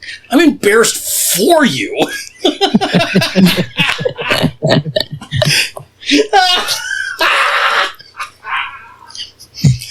I definitely wanted to showcase their teamwork there. Oh, yeah. Yeah. But in particular, I'm super fond of the idea of Sekhmet stabbing the spiral under the armpit and then pivoting behind him and leading him around by the clave that's stuck in his armpit. Yeah. Like any kind of... I'm going to walk you around the battlefield. Yeah. Not like, I can imagine the one hand on the jaw, keeping his head twisted at that awkward angle as he has him fully under control. oh, yeah. Someone goes to attack him, he pushes that guy into this into the attack. And there's just boop, boop. Couple of corpses. Oh, shit, that's funny. I'm embarrassed for you. Very Rainmaker. Yeah. And then Sage getting in, just showing off what a Kylan Arani can do. Right? Mm-hmm. You know, and I wanted to give the feeling that neither one of them was taking this overtly seriously. They're kind of they're not really being pushed to their limits here. No, but they were having fun. Like, I even like the idea, right, of Sekhmet just kind of lowers his head a little. Yeah. So that Sage, if he needs to, can run across Sekhmet's shoulders and spring up. Just if he needed to, yep. He could clear him, no problem. But Just in case. yeah, if he needed the extra height, I'm not sure what his play is. Yeah. But while the vignettes might be over, the battle certainly isn't. Don't listen to the note at the end there. Shush. One of the tentacles rises, slamming down and shattering the cage. Waya wails in despair as the vessel is destroyed. He looks around, scanning the battlefield. He sees his fellow Garu, students, friends, enemies, champions to the last. He motions to those performing the rite, gives a poignant nod, and approaches the Great Bane. His chants echo through the Umbra. Ral tik taka, mito, doti, wana nale moraso. A blinding flash and a shockwave. As you pick yourselves up, you see naught but scorched earth where the Bane once rested. Scorched earth and a skeleton. The elder Uktina's bones are charred and brittle now, save for the skull, which is now carved in runes and emanates with the stink of worm, a stench that is slowly dissipating. Good read on those, both of you. That was important. Yeah. And this was all fun until now. And this was kind of heart-wrenching at the moment. Mm-hmm. And even again now, it's kind of heart-wrenching. It's like, wow. The vessel that they had planned to bind him Got destroyed. was destroyed. Mm-hmm. Yeah. He needed to make that decision right then and there. He sacrificed himself. Yeah. Bound it into his own skull. Fuck yeah. Heroes, man. Mhm. Yeah. And this one hit me. This one hit pretty hard. Well, I'm glad. I mean, it was supposed to, Yeah. right? Like, especially after the stuff with Whiplash and him. You know, he's just sitting there telling stories, and he's not willing to do the fight. But no, he was. Not only was he willing, he's the only one who did. Well, no, everyone. Well, fought. yeah, well, everyone fought, but like he made the last sacrifice. It was not his fight, the Hive.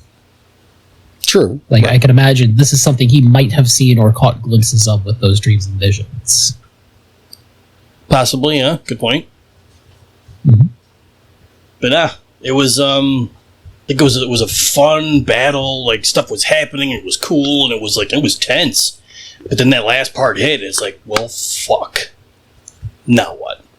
Now, I do have a question for Porter here with this combat, because this is a good, like, you know, end of combat moment or scene. Did they still have to fight through a bunch of it? No. I mean, you could reason that, you know, Yeah. the Spirals didn't just decide to leave because, but with how, you know, how I plan to write this, right? How it ended with such a big moment, the idea of making them continue to go enroll Dex Melee or Dex Brawl just would have detracted from the gravity of the situation. Solid point. Absolutely. You know, I think it's not scripted here, and you think it should be, but I think on the day I gave a little bit more of a preamble before our epilogue here about how, the Garu in attendance cleaned up the remaining forces of the worm. You know, the spirits themselves ran, maybe some of the Spirals. Again, I'm just top of my head, but, the idea that some of the Spirals remained, but the spirits either were exorcised with the sealing of the Bane or fled. Mm-hmm. You mopped up the few remainers and... Makes sense. Like, I could also imagine this being, like, yeah, in that moment, if this was a show, this is that, like, smash cut to the Cubs, like, sitting with their back to the wall, 1,000-yard stare. And maybe somebody coming in saying, like, yeah, last of the Banes have run off, or the Spirals, making that comment as they're walking in, like, bandaging up something. I don't know if I talked about it, if it was brought up then or later on. It might have been in the Guilty, like in the beginning of the Guilty. Okay. But something that does happen that isn't talked about here, because again, you don't want to bog down a situation like this with the extra shit, even though the extra shit is happening. Mm-hmm. Right. Is that they went through the bodies of the fallen. Mm-hmm. Yes. And they came up with 11 Krynos skulls. Or 11 skulls. Mm-hmm. What they did is they made fakes of Waya's skull. And they were handed out to the Thurges and people of note that were there. Or the Bane Tenders, excuse me. Bane Tenders and Thurges. To hide. The idea is that no one is going to know who's Which got one holds the Bane. Right. Yep. Because this is too big of a deal, right, to let go. Too big of a deal to let that get in enemy hands. So let's make some decoys. One person will know where it really is. Yeah, you've got the briefcase with the nuclear launch codes in it, and you've got 5 others. Yep. That one's got lunch. That one's got fucking... Twinkies. That one's got some old Nintendo Power issues. Fucking... Nobody has the passwords for the... Yeah. Everybody who got one to hide thinks that theirs could be the one. Yep. Exactly. And so they better hide it good. Already kind of... Which is why, it's already kind of fucked up work, too, right? Yeah. Let's find the skulls of, the black spirals that are... Mm-hmm. This one's Metis, that one won't work. Right. This one's... Got a Lupus over here. This one's the Lupus? Weird. Where's Cagebreaker? Oh, damn it blew up. Can't use that one. Any of the kids around? They're all standing. No. Yeah, we didn't talk about it on the day. I remember we talked about it later. Okay, yeah, it might have been in the guilty. It might have been the... You know, I couldn't remember. It's like I don't see Boar in here, but I'm sure I talked about how Boar was in the combat. Yes. Oh, yeah. I didn't write that vignette, but I know You we brought did it with in there, Grandfather yeah. Thunder. Yeah, that Boar was running around fighting alongside the rabies in chains. Yep. I mean, they didn't get much of a vignette, No, they didn't. so that one was probably off the cuff. It's weird the choices I made here. It was Dooley. Dooley didn't. Okay, Dooley. I gave super self-indulgent with Jude, but if I just rip that off of Butchers in the Shadows, then I see why. Because it was easy. It was still good. What up, lazy? You know what though? You said it was you ripped it off your own self. It counts. I mean, as long as it doesn't happen a lot. Right? And it's my work. It's not like I stole from someone. It is my work. That's what I'm saying. It still counts. I've ripped off a Clave duel myself for a big moot at one point. It's just, I ripped off the beginning. Sure. It ended with a punch to the face in the second iteration. But that's okay too. You know, like it's okay. It's your work. You can do it.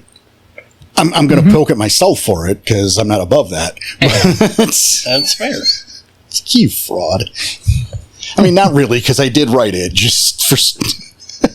Yeah. But You really could have just come up with something or change enough of it. Well, and I changed a couple things because Maggot Kids and Slaughter Deer did not exist until that day. I don't love those names. Cool. I just needed something. I mean, they're not bad names, especially the Maggot Kids. The Maggot Kids one I like. Well, I like the I design. for what love they are. that description. That was an amazing description for the Maggot Kids. Yeah, I'm into that design. That's cool. Good on me. Truly gross. And it's clearly one of the Gaians named these things. Oh, see that? Not one of the makes creative sense. ones. Right. Or the Slaughter Deers, I can imagine a younger Thurge being like, yeah, that sounds interesting because these things are a threat. Doc just grabs it by the neck, rip. Now, moving on here, right? Because here, obviously, the mission is done. And we have, there's not much script for you here, you can see, so I'm just bridging the gap. You can see here, the mission is over, right? Job's done, but now what? What becomes of the Bitches and Brews pack? Right, the beginning of the question. Where are we going next? And so they had options presented. Yeah. I'm sure that I believe you guys asked, what should we do now? Yes. And you had options. I believe someone suggested you hit the road and see where go wherever Gaia takes you. Hey, how about that? What? Which it didn't happen. So fucking let me go through them before you spoil the goddamn world. Right? Which would have led us to a sort of travelogue chronicle. Right? You know, maybe something supernatural-esque, a few monsters of the week before they land somewhere and get into shit. Could have been some fun. And then I presented them with the idea of heading to the summer rain. You'll get your training. You'll come with us to the summer rain. You know, Dempsey invites them. Come along. That's the one I wanted. And at the same time, the Silent Howl. I think predominantly Ron. Yep. So now you want to come with us? Fucking, you can come back with us. You stay at the Razorback for a while. Chill out. See the Big Easy. And then you had the Calm. Dooley stops. You let go work. Got plenty to learn. But you could get the right teachers. So what do you say? You want to join the Calm? Think about it. Dooley walks on, hopping into the front seat of the red van. Take care, kids. Doc smiles, shaking his head as he moves to the back of the van. He's fucking with you. Dude takes a long, slow drag on his cigarette as he slips his sunglasses on. No room at this inn. You've got to make your own way. He holds out a business card. If it's important. We check the machine every week or so. Keep each other alive. We'll meet again. So that option's out. Yeah. We get to join the calm? Hell yeah, let's do that one. No, you don't get to join the calm. Are you kidding? Nope, we don't do that one. That was my choice. I wanted Summer Rain, and then like, oh no, Dooley just said we can join the calm? Hell yeah. Jude's like, nah, don't, no. So, are you kidding? Fucking with you. Right. This isn't a daycare. It's like, are you kidding me? Dooley is going to use you as cover. Yeah, I could do this 3 times. Let's do it. Come on, Jude. I can do that 3 times. I'm like bulletproof for 3 fucking fights. Maybe more if they can soak it.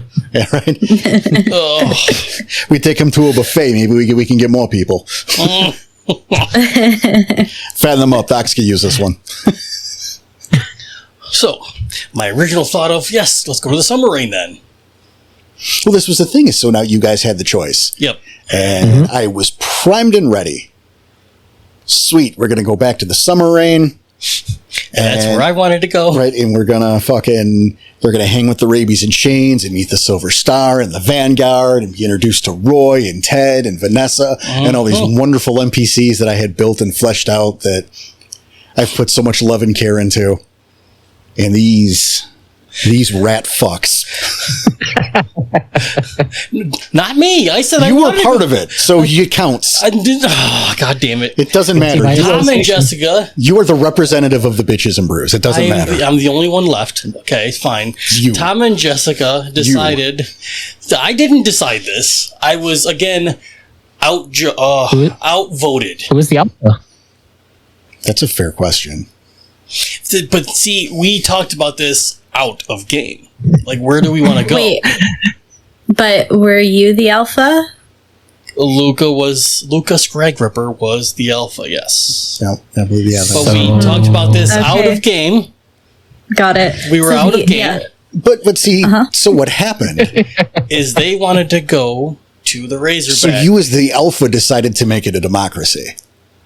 Yeah. Which makes it your fault. This is not my fault. I got outvoted by my 2 other friends. But you're the one who allowed there to be a vote. Yeah. It doesn't matter. Out of game. But that part doesn't matter, though, because it's not out of game's decision. It's the character's decisions. I don't like this anymore. This is why I'm so glad I am not the alpha ever again. Ever. Maybe we should make him the alpha so we can just push him around and do what we want, CJ. I felt like I was happening already. You could have put your foot down and chose not to. Regardless, these rat fucks, this bitches and brews pack, emphasis on the bitches now because I'm mad at them, decide to go with the Silent Howl pack to New Orleans. Which was such a stupid idea. Was it, though? No, it was a genius idea. Well, I mean, there's the 2 ways to look at it, right? Out of character, it brought us the guilty, which was so much fun. Yes, agreed. It was a lot of fun. In character was a bad idea. Was a terrible idea.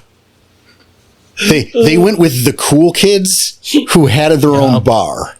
Yeah. That was the reasoning. Right. That's the only reason I can ever think that that's what they would want to do. They were, the Silent Howl was cool.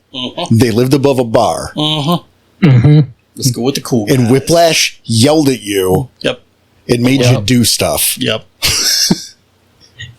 Yo, had it been Night Fang here in Luca's position, if it had been an option, maybe would have suggested, "Hey, Ron, can we come back to New Orleans with y'all and celebrate?" And then you drop us off at the Summer Rain. That's not a bad idea. And I'll tell you, you know what the answer would have been? No. But you can come celebrate and then take your own ass to the Summer Rain. Yeah. I'm not walking you to New Jersey, asshole. I know they both have new in the name, but there's some distance there.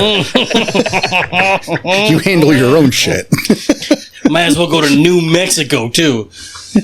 Let's be closer. Yeah. A little bit. But there you go, travelogue. It's right. Come along to the summer raid. You'd have done all three in one fell swoop. It made my writing a nightmare. Yeah. 3 themes. Fucking do it. Total shift. That's what I would have called it. Total shift. Bullshit.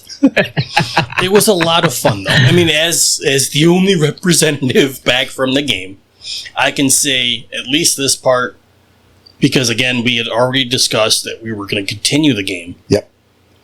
And then we had the 2 more stories to go, which was these parts 3 and 4 here. And I want to say you had a 5th and 6th part, didn't you? Originally, yeah. Originally, this was it's Inception, a 6-part thing. Wow. Mm-hmm. And those 2 extra parts were kind of folded into what you guys did, to the point to where it's not really its own story anymore. So I just Yeah, you added little parts here and there to the other chapters. right. Which we had a lot of fun doing, so I can see why maybe, okay, they want to keep going on the day of, maybe. Like, your story's already done, but we want to keep playing. So you take a little bit out from one of those other chapters and you add it to it. Well, it's also a point of how far are you done scripting. It's skeletoned out. You've got bullet points and ideas. And then, which is good because it's subject to change. And this small being the 4-parter from the original concept of a 6. Right. What got, I think the thing that I know for a fact was the biggest cut, ironically, was the Skull Pig thing. The cemetery was going to be its own story. Just a whole story that you couldn't have skipped out of because this is what's happening. Mm-hmm. And it was just going to be this side quest kind of thing. And I decided to cut it because it just seemed just like an unnecessary detour in what's going on. Yeah. So I put it as a side thing, like you see, like I tried to work it in as a side thing and not its own fucking day of our lives. It didn't need to be there. Right. And that added to my philosophy of cutting down on the quote filler episodes. Gotcha.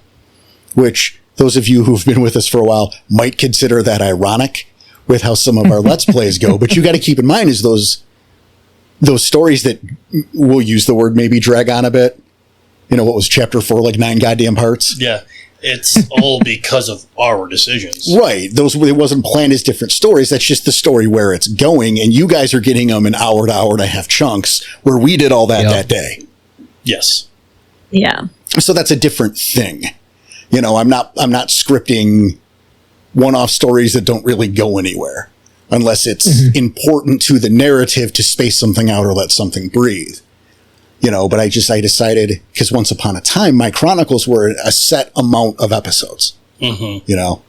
There are 13 or 22 chapters in a chronicle in Porter's World, and that was how it was. That's nuts. That's so fucking nuts. And so from here on in, they were as long as I need them to be. Yeah. No more, no less. I'm not going to pad out for a certain number or truncate for a certain number. Solid reasoning. Nice. Yeah. But fucking, there we go into the breach. Yeah. How was that for you guys? Oh, it was a lot of fun actually getting to go through that again. Like, I've listened to it a few times now, thanks to the postmortems and when it came out again. But getting to actually go through it this time and really dig into these. That's a lot of fun. And especially getting to be, those occasional moments of, hey, what would our pack do? Right? Yeah. I liked how you were able to fold those in for us. I like how you and M were like part of it now. Mm-hmm. Yeah. In doing the reads like we like to do in the postmortems, it made you more part of it. Oh, yeah. Yeah, it's fun to see it from that perspective and be able to hear the different voices rather than just you the whole time. It brings it to life in like a new way. Which I think is cool. Like for me, it's like you guys are on stage with us and not in the audience. Now, you were in the front row when you're in the audience because it's you guys, right? You're part of the fucking show. You're the fucking special 2 seats right there in the front. But now you're on stage, and that's even cooler. And I remember when we did it originally, we had discussed whether we were going to read the parts or if, Porter, you were doing it yourself. And we decided the day of originally that Porter was reading 90% of it, because that's how we decided, or that's how we got to play it out the day of. That's how we heard it. This is what we want the audience to hear. And now that we're doing it with the postmortems and such, we're better at this. And it makes way more sense for the parts to be gifted out to all of us and do them as a team, really. Going back to Porter's little theater thing with being on stage and everything with this, it's that difference between, I've heard people go through like cold reads of scripts where you have the one or two people who go through parts, and like the preparation to assign them out to people. It's a completely different thing once you start bringing in more people and they can start getting into those characters, even if it is for just one line. And getting to hear other people's potential take on a character or what they think it would sound like in this moment if they have to make a choice right then and there. Yeah, this it was heavily men dominated, the NPCs. Yes. So that's why I took the narration. It's better to have men's voices saying men's parts for this. But with the 3 women's roles. That's right. That's right. Yep. There's 3 for a total of Girl McWine 4 shop. lines. 4 or 5 lines. Hey, you got both the Soft Towel sisters. Yeah. That's pretty fucking cool. By default. Yeah, because I'm the lady here, and Porter gave me like a direction for them. Yeah, Porter gave me a direction for them. He was just like, they're Southern. But badass. Well, and I mean, to be fair, I've said this many times, you don't need, when we're doing this kind of thing, you don't need accuracy, you need consistency. Yeah, right. Yeah. So it's like, okay, so whatever's in your heart is fine. They're Southern. Yeah. Just as long as you're not going, hey, I'm Rexy Soft Towel. How you doing, boys? Yeah. But be it that I was doing the entire narration, though, I needed a way to differentiate the voice from my voice. Oh, for sure. And I'll touch down, Danny, like you were saying, if I recall correctly, look, we didn't do a full read. In fact, the first postmortems like that, they were very much tell rather than show. Yes. And we didn't start doing the show over tell until, not really till recently. Until the penultimate episode or chapter of The Guilty. Yeah. It was the Condemned. It was the first time we did the full readout. Yep. Yeah, there were times that we haven't since then, but it's because the script doesn't really facilitate it. Yeah, it depends on the script at that point. Yeah, different script styles, or because I switch it up sometimes. They aren't always as narratively focused like these are. It depends on my creative headspace. Yeah. But I prefer this method and then we get to do this as a postmortem, which is so much fun. It's so much more fun this way. Yep.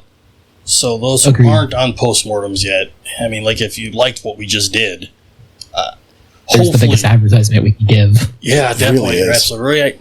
So hopefully you liked it, and because this is 90% of how we do it now. Whenever possible. And up on our Ko-Fi, we have the follow-up chronicle, which is The Guilty. We've got the whole journey of the Bitches and Brew Pack, which they do get a different name eventually. But thank God. Eventually, it took a long time. And I get a new name too. You get a couple new names. I get a couple of them, yeah. A new tribe. Which, yeah, if you're a little confused, Greg becomes he is Get because it's one of those things. How do you want to put it? Because Danny was a first-time player, and he made a decision he regretted, and instead of rewriting the whole game, I just let a retcon slip in. That works. Which made sense for just this 4-parter, and then from there. It was a little later, but yeah. Yeah. there are times when that's just the better decision. If it's not going to really hurt anything in the game, Right. just do a little retcon for new players. You don't do that with the guy who's been playing Werewolf for 15 years. He doesn't get the retcon. You kill that character and make a new one. Yeah, if all of a sudden I said tomorrow Ricochet is a Shadow Lord, you're going to go tell me to fuck myself. Yes. With your clave, nevertheless. You ain't getting a clave, sir. To fuck myself with. No. No. Not even for that. Go make yourself your own clave and go fuck yourself with it. Nope. No. Also, I wouldn't allow the desecration of a clave. Okay, well, Yeah. Unacceptable. you know what I'm saying is the point here. Is if I were to say Ricochet's not a Bonar, it's not a good idea, he should have been a Shadow Lord, then I'm an idiot and I need to go home. Well, then you go in character Mm-hmm. and go through the steps to renounce your tribe and then try to petition Grandfather Thunder for entry into the Shadow Lords, is what I would tell you to do. And it wouldn't happen anyway. You would have to do that by the book. Yep.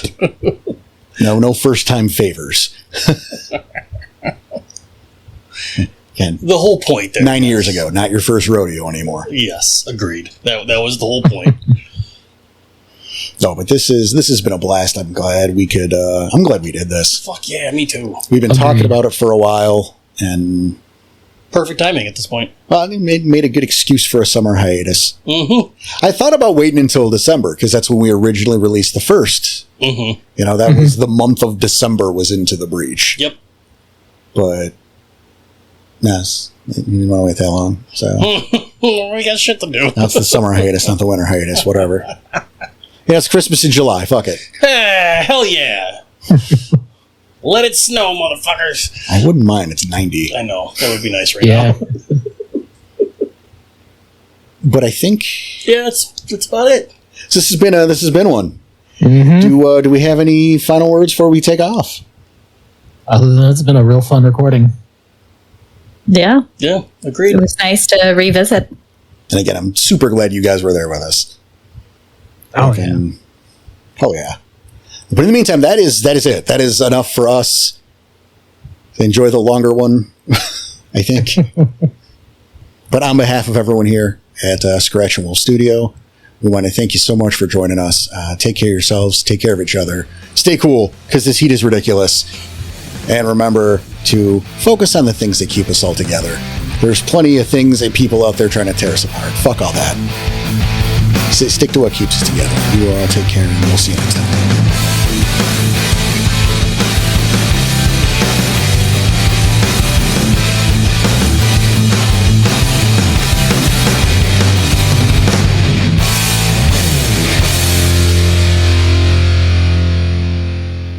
Verily and shit.